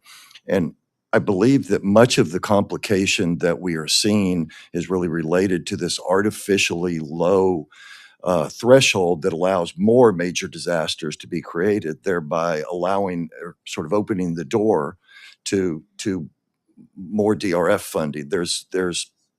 It's policy, but it's also related to this committee, of course. But I think my view of this is that we would welcome an opportunity to really discuss this in some depth when this is over. But make no mistake that our ability to process any payments under the DRF is going to be diminished if there is a lapse. Thank you. Chairman, are you back? Arizona that they got in Florida, huh? To the gentleman from Hawaii, the floor is yours for 5 minutes. Thank you, Mr. Chair. The central issue today is ICE reform. And this hearing is nothing more than an attempt to avoid, conceal, deny, and gaslight that issue. The central issue today is ICE reform. And if we can responsibly reform ICE, then everything we're talking about here is a moot point. So that we do that, the better we can get on with the rest of what we have to get on with all 5 of you. However, I'm going to repeat, because it may have been lost on people out there, what the ranking member said at the beginning, which is that this morning she introduced, and I'm on that bill, a measure that would in fact implement the bipartisan bicameral appropriations agreement for all of your agencies exactly as agreed to. Implement it right now. We can pass that bill and we can focus on ICE reform, which is where our focus should be. That bill is in the hopper right now. To my colleague from Arizona who just left, if you feel strongly about shutting the government down, as we all do, then join that bill. And we can solve this problem now. And I'm not going to say this to all 5 of you because you are all part of the leadership of the Department of Homeland Security. You all talk directly to the Secretary. You all have the ability to say, let's get this resolved. But I will say to your TSA agents and to your other agents who are in the field, who are dealing with uncertainty right now, that this is eminently solvable, that unfortunately you are being held hostage to a political negotiation that is designed to avoid facing ICE reform. And we have to reform ICE. We all have to do that for our country. And so if we're not going to get to the heart of ICE reform, then I'm at least going to ask you all some ICE reform related questions. So Admiral Allen, your guardsmen are charged with the possession and exercise of lethal force. Under certain circumstances, they have the weapons and the ability to kill other people. How much training do they have before they are given that responsibility? How much training does a gunner on the front of a Coast Guard boat in the Caribbean have? How much training does a guardsman charged with scaling an ocean liner with a pistol strapped to his or her hip have before they do that, before they exercise lethal force? Sir, thank you for the question and talking about our Coast Guard men and women who are out there doing tough and difficult missions. We start with 8 weeks of boot camp. We go to 8 weeks of boarding officer school. And then from there, we start on the hard journeys of specific, what we like to call C school, or those advanced school testing. And then we go on to team training, and then we go on. Is it more than 47 days? Yes, sir. Okay. Is it more than 3 months? Yes, sir. How much more? So Is it 6 months? Is it a year? It depends on the position. Okay, to because take yesterday, Mr. Lyons testified that ICE agents in the field with lethal force, 47 days if you already have some law enforcement experience, whatever that means, 3 months if you start from scratch. Okay, so you're way more than that, right? Yes, sir. Okay, thank you very much. And Ms. McNeil, I think the only agents you have with lethal force are federal air marshals, is that right? That is correct. Okay, how much training do they have before they can pack a gun on an airplane and kill people if things get out of control? They have extensive training as well as annual recurrent training that we put them through. So Do they have more than 47 days? I believe so, but we can Okay, give how you the about, do full they have more breakdown. than 3 months? I think all in all, yes. And, Okay, and, a lot more, additional to right? Recurrent training. Do they have background checks? Absolutely, yes. Okay. And Mr. Quinn, apologize, you obviously have law enforcement officers in possession of lethal force, not just to protect the president, you have it for other purposes as well, right? For example, counterfeiting as an example, right? How much training do they have before they can go into the field with lethal force? All agents and officers, including their time at the Federal Law Enforcement Training Center and our own training center, the James J. Raleigh Training Center, get cumulatively around 30 weeks combined of training.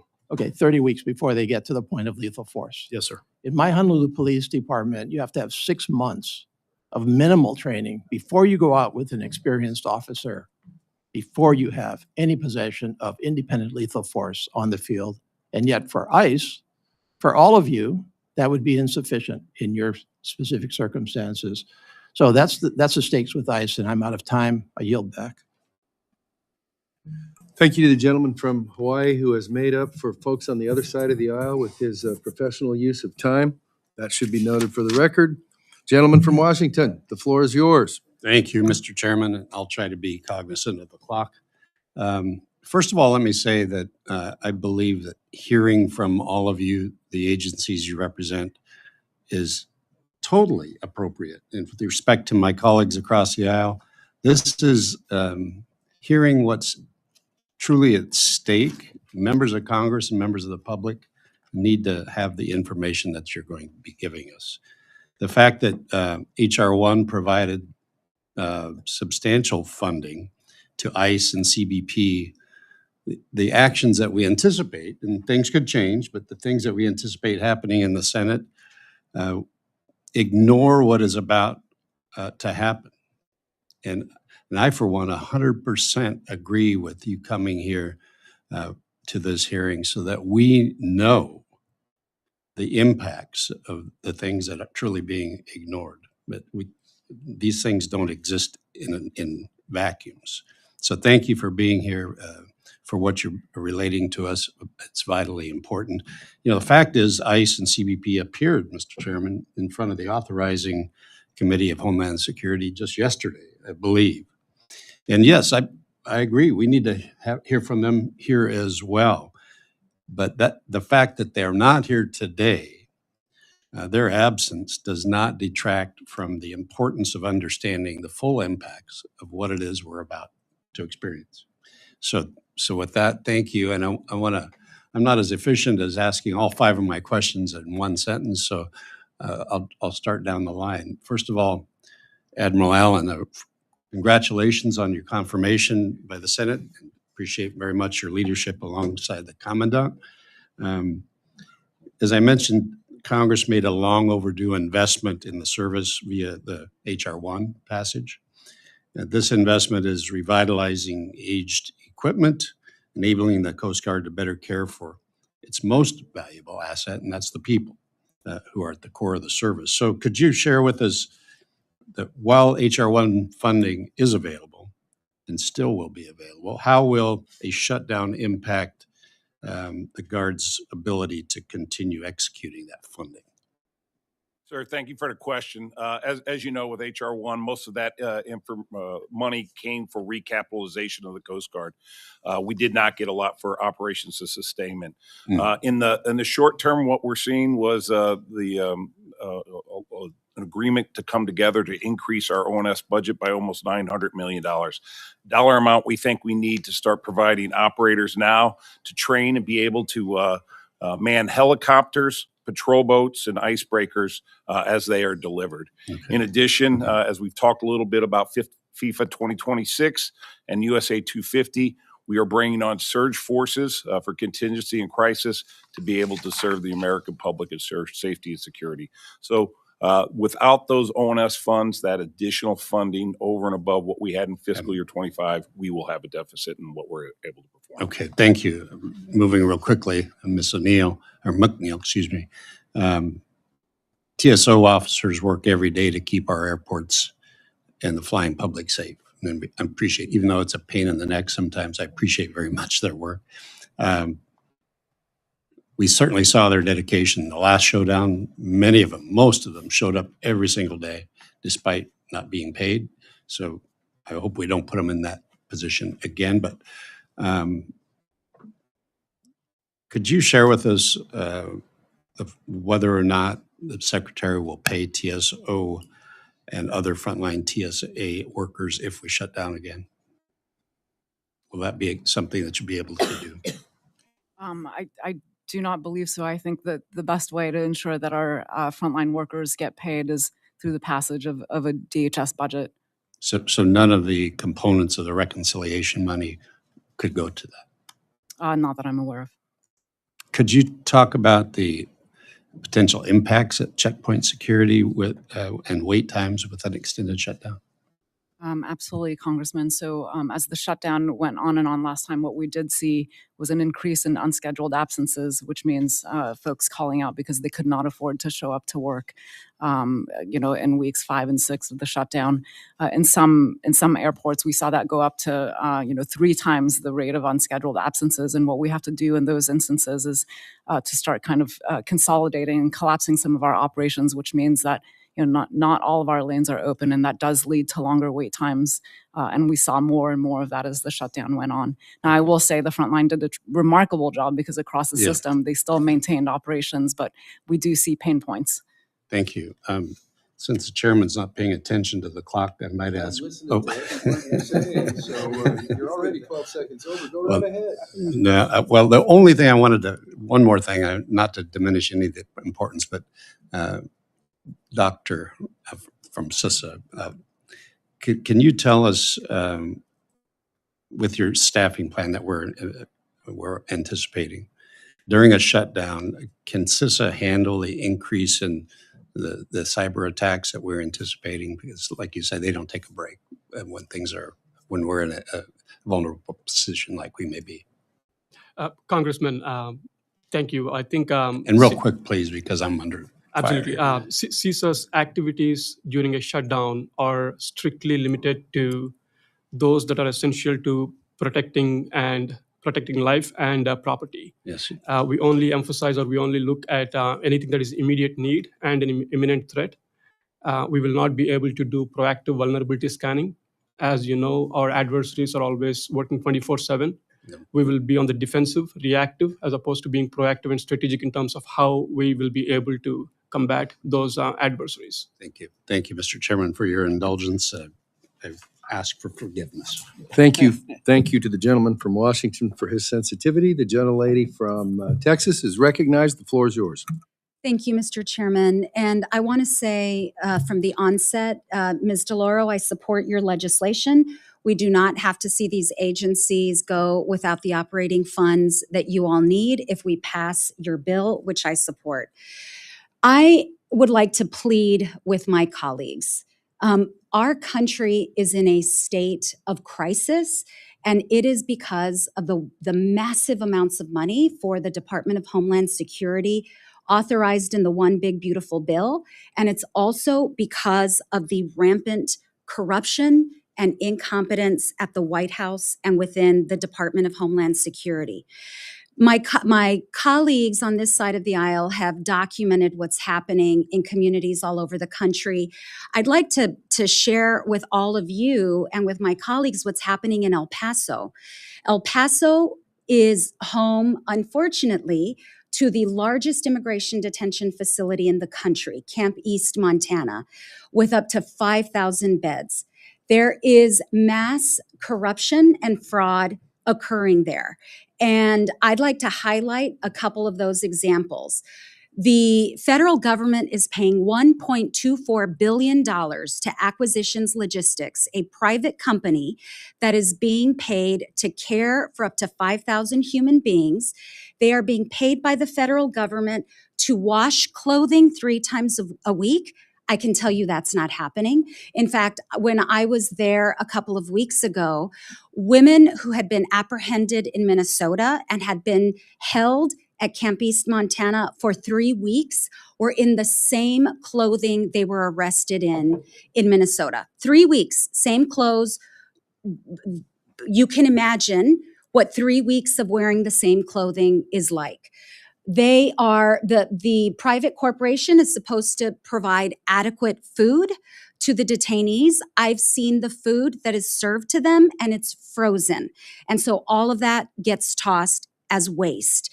They are not getting the medicine and the medical care that the private corporation is being paid to provide.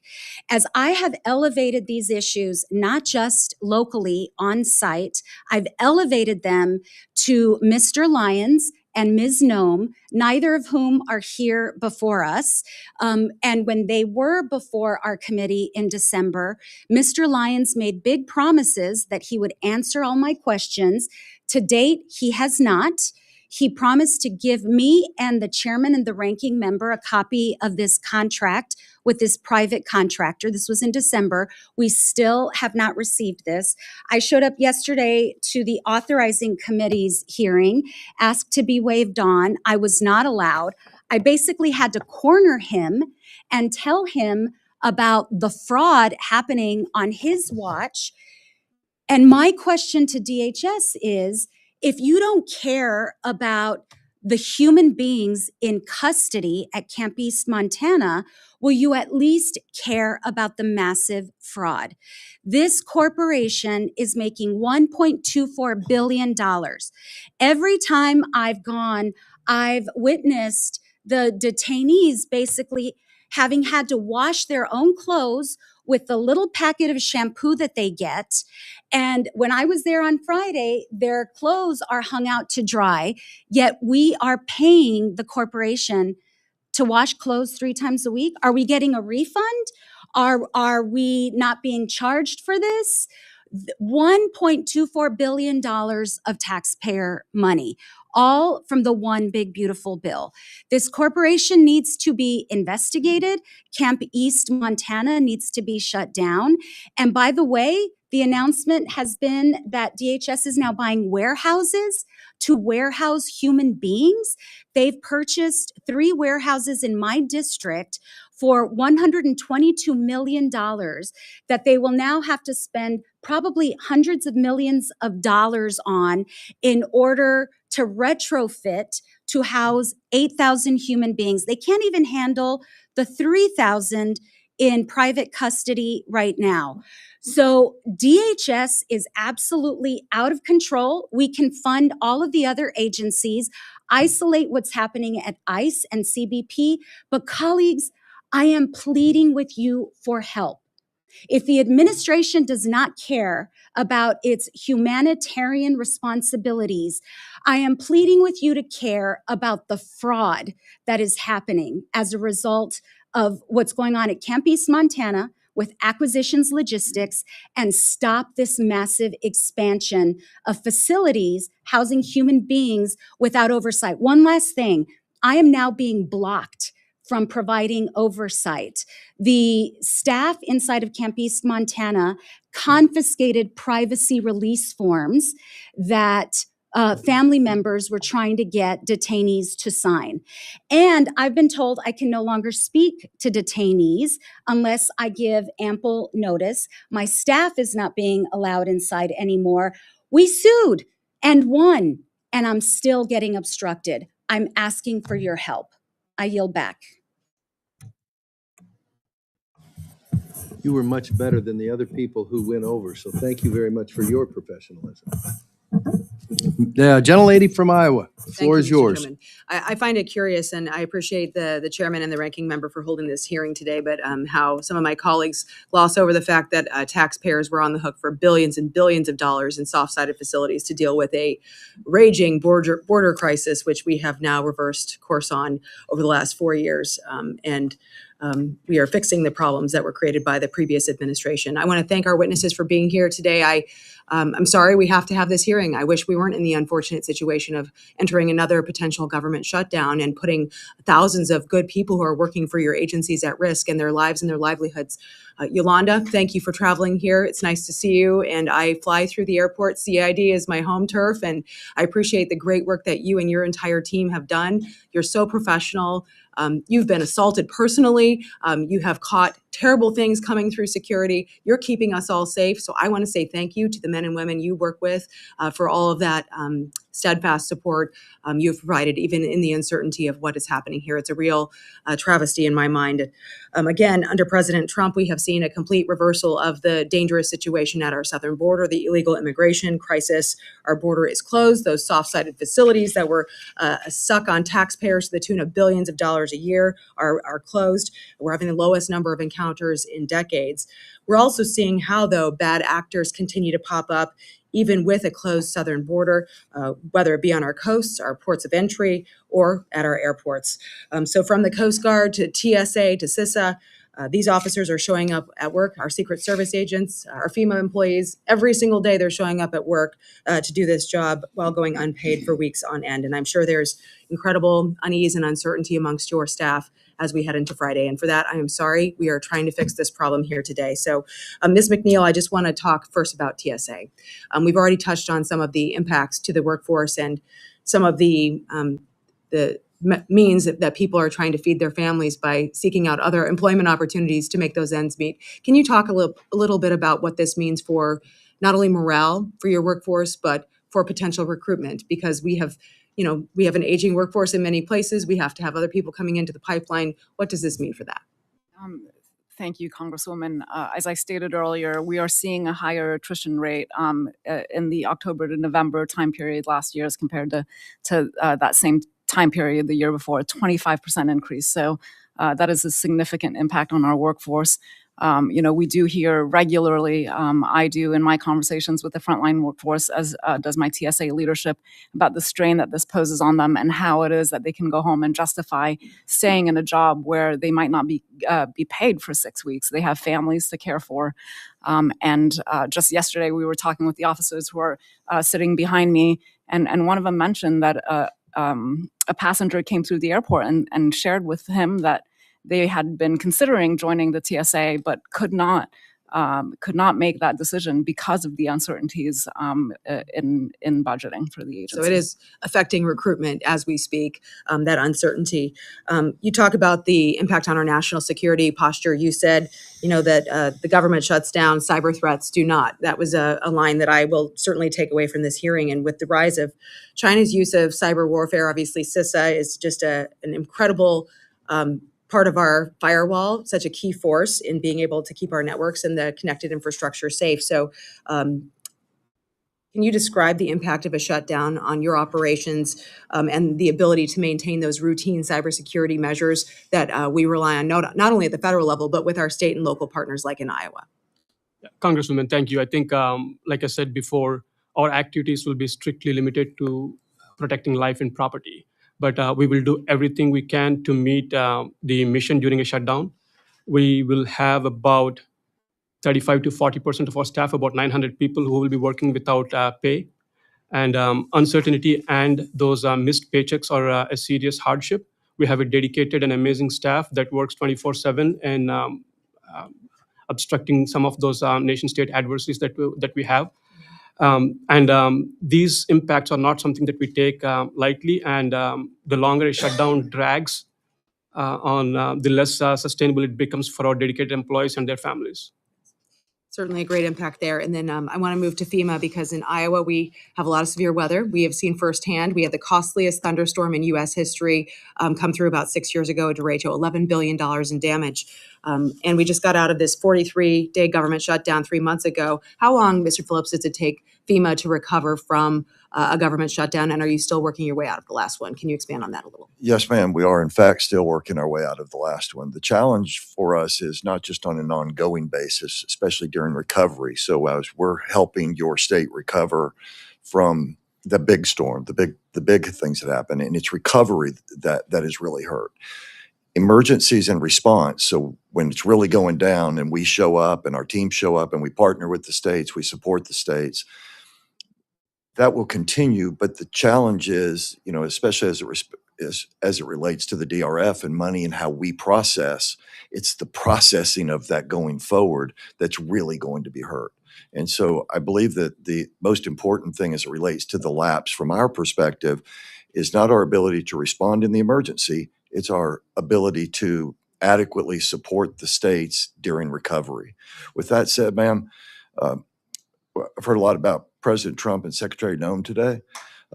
This is not the secretary that I met during the winter storm. This is a secretary who showed up. She was there with us sometimes through the night. She stayed, she worked with us, she cared about people. She and I had a conversation about leading with your heart, doing good, and helping people. And that's the Secretary Noem that I know. And I'm not sure, where the rest of this is coming from, but I've had the great fortune in my career to work for a lot of great leaders. Secretary Noem is a great leader. And I have no way to associate some of the comments I've heard with Secretary Noem. Well, thank you very much for all of your service. You're doing a great job leading through a very tumultuous time, and I appreciate it. Thank you for answering our questions today. Mr. Chairman, I yield back.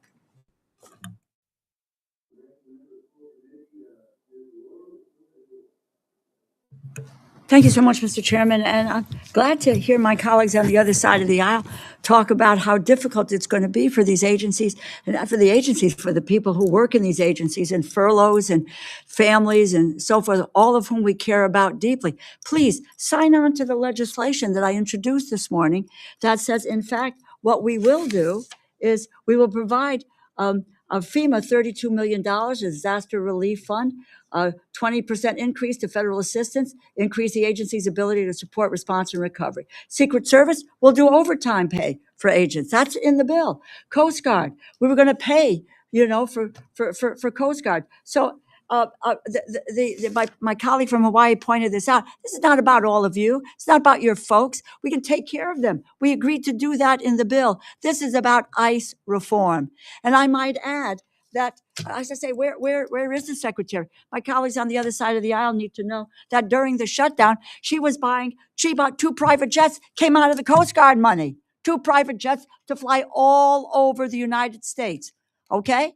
So why wasn't that money used for Coast Guard and for the families there? And if there is, the other point needs to be made here is 47 days of training. And you know, there's also a $50,000 signing bonus for folks in ICE. $50,000. Who's going to, and who are we recruiting? Who are we recruiting with those incentives? Said, if there is a shutdown, it will be the responsibility of Republican leadership. The public blamed you in the last go round. They're going to blame you now because you want to take responsibility for what ICE is doing. You will bear that responsibility, and what the public feels about what's happening with ICE and CBP that are terrorizing U.S. citizens and beating up and harassing American citizens around the country. It is about reforming ICE. That is what this issue is about. Now, I want to ask a few questions of FEMA, if I might. First of all, I wish my colleagues had been so vocal in the spring and so vocal during the shutdown about all of the difficulties that your folks were having. They were not very vocal about that. And they did not speak up. Secretary Noem was brave enough to appear before us last May. Where is she now? And I asked her if President Trump was planning to eliminate FEMA, and she replied, and this was a quote, "FEMA, as it exists today, should be eliminated." I told you my story about the senior official who came, who then was summarily fired. To Administrator Phillips, do you think FEMA should be eliminated? I think that Secretary Noem and President Trump have made clear that they believe that FEMA needs specific and detailed transformation. Okay. And I not only concur with that, but they asked me to come here and implement that. Okay. We're working through it since I've been here, or since I've been at FEMA. We've done, let's see, three major declarations. You answered my question. So let me go on. You may have to, the actions under Secretary Noem's tell a different story. FEMA's tried to cancel billions of dollars in grants for communities across this country. $4 billion in BRIC, building resilience infrastructure in communities, been promised to communities like mine.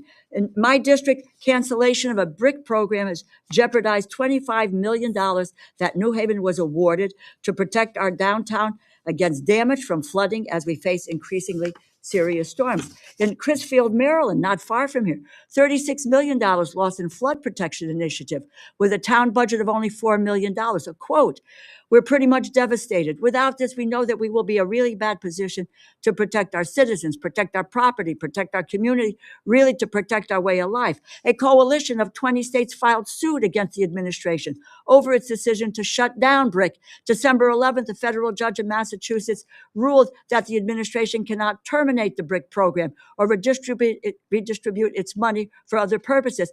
FEMA still has not restored funding for the BRIC projects. The BRIC program directly supports strengthening communities across all 50 states. When will FEMA comply with the court orders to restore the BRIC program? And why has the administration not approved hazardous mitigation funding for any disaster since last March?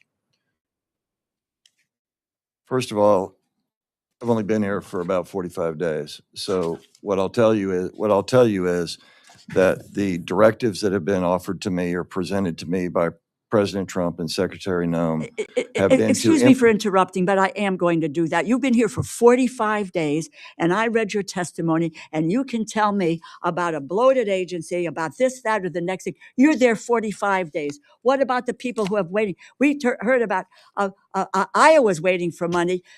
Hawaii is waiting for money. Everyone is waiting for money. Quite frankly, you cannot really talk about this agency if you have 45 days experience with it.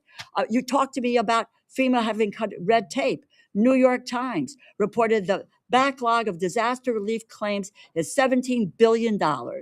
And it attributes that to processing delays to Secretary Noem's requirement that any expenditure of $100,000 or more must be approved by her office. The claims place tremendous strain on state and local governments. That is what is happening. And it is based on, they're based on the assurances that FEMA would reimburse a share of the costs. The delays are preventing disaster-stricken communities from starting recovery projects. Recently reported that the backlog, is that number accurate in the backlog of $17 billion? Do you know? I'm well aware, but the Do you know whether it's a $17 billion backlog? the challenges that are being faced currently are related to mostly to some of the misspending and some of the program Talk to me. I know integrity you're going to blame initiatives the that need prior to be. administration, but you tell me now, is it $17 billion that you have in the backlog? If it's not 17, what is the number? How much is in final review that is waiting for Secretary Noem's approval? That is what we need to do. You know, we provided special authority under the continuing resolution for FEMA to spend up to $22.5 billion to address its backlog, meet the needs of our communities. Why have you only used, I don't know how much? Do we have any report of how much money you have used? You don't seem to know whether it's $17 billion or what the hell the number is. I know exactly what the number is. What is The challenge is that you're not willing to consider the answer. The answers are much more nuanced, much more complex than just what's out there. Numbers. I can This is tell an you this, ma'am. Appropriations Committee. How much? What is the number? What is the backlog? What is that backlog? How much of it's being spent? How much is under review? We need to know that because we gave you authority under the last continuing resolution. In the 45 days I've been here, ma'am, we have spent $3 billion in 45 days on 5,000 projects. We're going as fast as we can. We're committed to reducing the backlog. I can't go any faster than we actually are. And if this lapses, that's going to stop. Mm-hmm. Well, let me just say this to you. It does not have to lapse. It doesn't have to lapse. But you've got folks who want to, and you probably may be of the same view. I don't know. But we want to protect your agencies. We have provided money to your agencies. And we've been doing that. And it's been having to approve contracts over $100,000, backlogs, flying around the country in 2 jets with money coming from the Coast Guard. It is an abomination. And let me just tell you, and it's because under this administration and this secretary that all of these things are happening. You have an opportunity and you can talk to the people who are here. Sign on to the legislation that protects Coast Guard, that protects TSA, the workers who are out there. We want to make sure that you are paid. CISA, we want to take care of Secret Service, give them overtime pay, and we want to provide the $32 million to FEMA. That is what we can do. That is what the Appropriations Committee does. And what we shouldn't be doing is have people defending an agency that is lawless and rogue and terrifying people all over this nation. I yield back. Oh, I don't even get to say anything. Since I was, since I went over a minute and a half, I was willing to give you some latitude. Thank you. I probably took more latitude than you were willing to give. There's no probably about it, though, Rosa. Thank you. Would you like the gavel back? Great job. Thank you.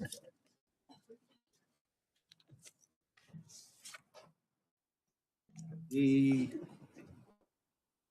gentleman from Mississippi is recognized. The floor is yours. Thank you, Mr. Chairman. Ms. Phillips, first, I want to personally thank you. I want to thank you for the response that the men and women who serve under you provided to my home state of Mississippi. Earlier this week, I had the mayor of Oxford call me, and she said, if you happen to see Greg, please personally thank him for all the resources, all the manpower, all the support that you and those men and women who serve under you provide. And so thank you for helping my state and many other states across the nation during Winter Storm Fern. We saw the devastation. It was in many places worse than a tornado coming through because of the widespread damage caused by freezing rain and ice. And so please let the men and women that you serve with, please let them know how much I and my state appreciate them helping us in our time of need. To all of our witnesses, thank you. Thank you for your service. Thank you for your leadership. Thank you for trying to carry out your congressionally mandated duty of keeping our nation safe. You know, as I sit here today, Mr. Chairman, and I've listened to for over an hour, I've listened to these witnesses and members of our side be lectured over the upcoming shutdown. A shutdown that we are trying to prevent. A shutdown that is driven by the Democrats in the Senate as they separated out DHS funding and then forced us to vote on a bill that only allowed funding to continue for 2 weeks, knowing that it was very likely that we would end up right here in a government shutdown. You see, DHS funds more than just ICE. DHS funds pays the salary of 260,000 men and women over 22 different agencies. 3 of our 4 largest agencies are here. And the men and women who serve under your command are just now digging out of the longest shutdown in government history that the Democrats forced us through in the Senate as they tried to attach unrelated legislation to a CR to keep the government funded. And so as I sit here, I'm actually somewhat offended. Mr. Chairman, I want the record to reflect that Secretary Noem on December the 11th testified before the Homeland Authorizing Committee, a committee that myself and Tony both serve on, that she showed up and she answered questions to that committee. I'd like the record to reflect that Commissioner Scott was at the Homeland Security Authorizing Committee just yesterday answering questions. And I would like the record to reflect that Director Lyons was also there. And Mr. Chairman, I know you didn't have the chance to see all of the hearing, but this was one of the questions that Director Lyons was asked in that hearing by Representative McIver. Representative McIver asked the director, "Do you think you are going to hell Mr. Lyons?" And so as we sit here and as we are lectured on that we are unserious on the Republican side and that we don't take these issues seriously, as Representative McIver had a chance to question the director of ICE, that was the questions that she chose to impose. And so I am offended by the fact that the allegations are that Republicans don't care about the men and women who serve under these agencies. I'll tell you that I have voted time and time again to fund the Department of Homeland Security, to fund the men and women who serve under you. And look, this is not a new issue. This is not anything that is new to this administration. As we were facing a potential government shutdown in 2023, this was the statement that DHS put out regarding the impact of that statement. And so I have here a statement that is found on the Department of Homeland Security website, dated September 28, 2023, where the prior administration said the Department of Homeland Security workforce is comprised of extraordinary public servants who safeguard this nation around the clock. The statement goes on to say any lapse in funding would disrupt this vital work, leaving Americans less safe as a result.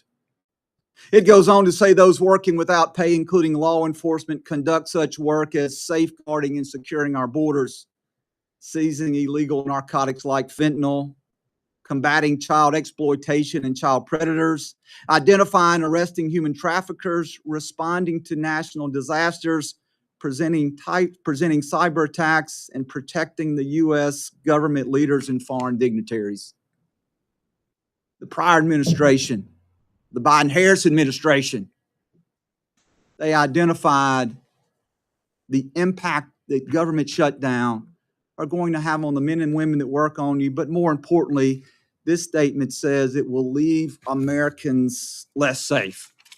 And so I want to end with this, Mr. Chairman. I know I'm over time, but I want to leave you with this. Dr. Thanadar, a Democrat from Michigan, who also serves on Homeland Security with Tony and I, when asked about this shutdown, this was the statement he gave. Dr. Thanador said this, that he was willing to leverage, he used that word, willing to leverage FEMA funding for Republicans to meet his demands. And so as you leave here and as you return back to your agencies, please let them know that I personally want to apologize. I want to apologize for the fact that the men and women that you serve with, that you are being used as pawns in this, that this is not about policy change. This is clearly only political theater, and that the men and women that you serve under and serve with, that the Democrats are willing to use them as leverage to get what they demand. And so with that, Mr. Chairman, I yield back. Mr. Gonzalez, the floor is yours. Thank you, Chairman. I represent nearly half of the overall southern border. There's not a thing that happens that isn't in my district in some form or fashion. Last night, the FAA closed airspace over El Paso. The initial reports were showing cartel operations. My first question is to Administrator McNeil. Did the FAA contact and notify TSA before that closure? We were notified early this morning. You were notified before the closure happened Or after the closure happened? We received notice at around 4:30 this morning. So after the closure had happened? I believe that's the case. Yes. So that's a problem. If there's a major closure, TSA should know that there's closure happening. So should other agencies within the government. My next question is for the FEMA administrator. Counter UAS, a big part of this is counter UAS. And to be frank, the United States is far behind our counter UAS operations, but we're working towards it. In the big, beautiful bill, we were able to get $500 million towards counter UAS that specifically is going to be administered by FEMA. My question to you is, where are we at with that program? How is that rolling out? We're rolling it out in a most expeditious way. The sort of the amp up to it and the pre-launch capabilities are already in place. We'll be fully ready to go in advance of FIFA. FIFA, I'm glad you brought that up. We have major events happening. And so if there is a lapse in funding, if anyone votes against a lapse in funding, it isn't a matter of just plain politics, which you often see up here. It's a matter of life and death. It's a matter of, these drone attacks, they're happening all over the world. This isn't a what if, this isn't a video game. This isn't off in the near future. This is now. And we are counting on FEMA. That's why we appropriated those $500 million. We're counting on FEMA, Department of War, and Department of Homeland Security to get that done. So thank you for the update on that. The other part of this too, it's not just money. We're appropriators. We often see the world through the lens of funding. It's also giving the authorizations to these agencies. And I was really proud to get in the National Defense Authorization Act language that tackles drone countermeasures to protect the public safety and critical infrastructures. That's what we need to work through, right? We need to work through how that language allows agencies to talk to one another. It's not the right course if FAA is closing the 23rd largest airspace in the country without anyone knowing. So we need to work through that. My next question is for Administrator McNeil.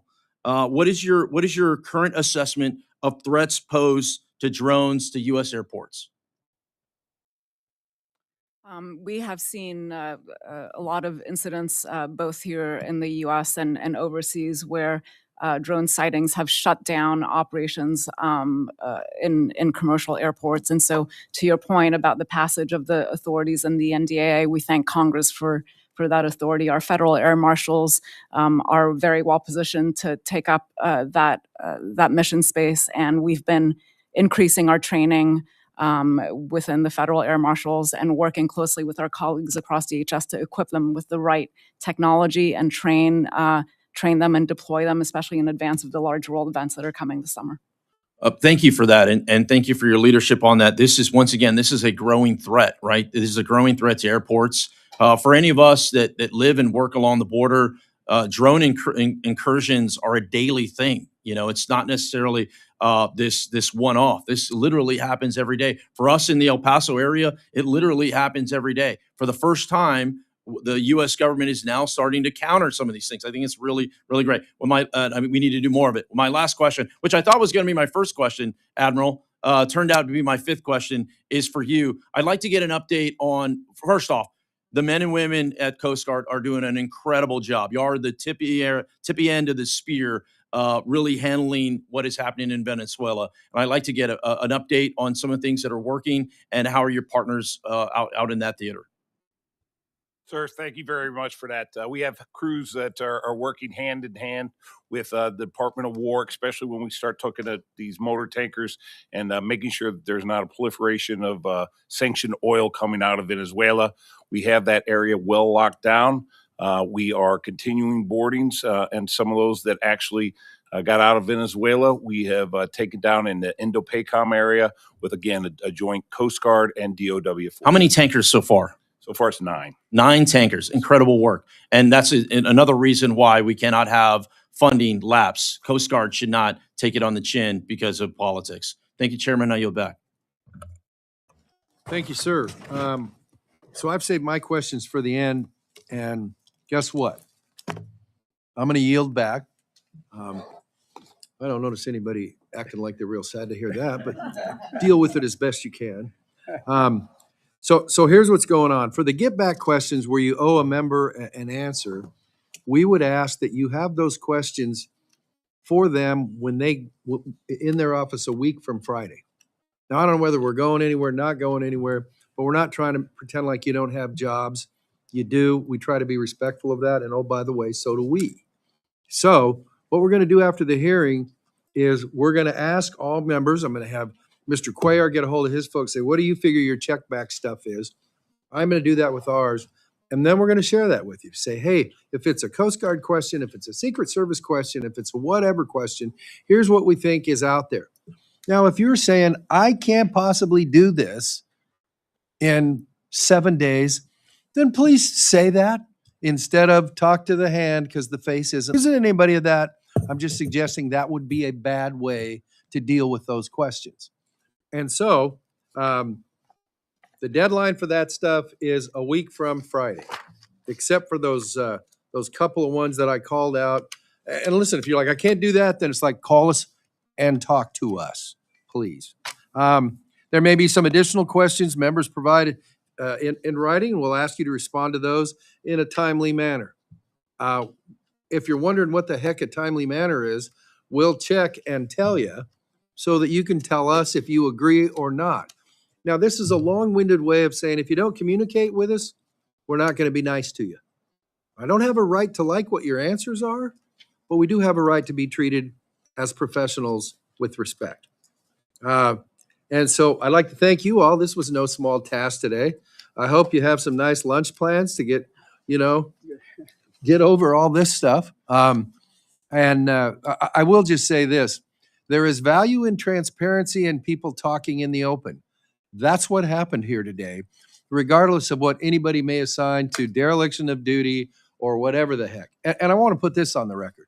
The reason that Secretary Noem wasn't here today, I made the decision not to ask her.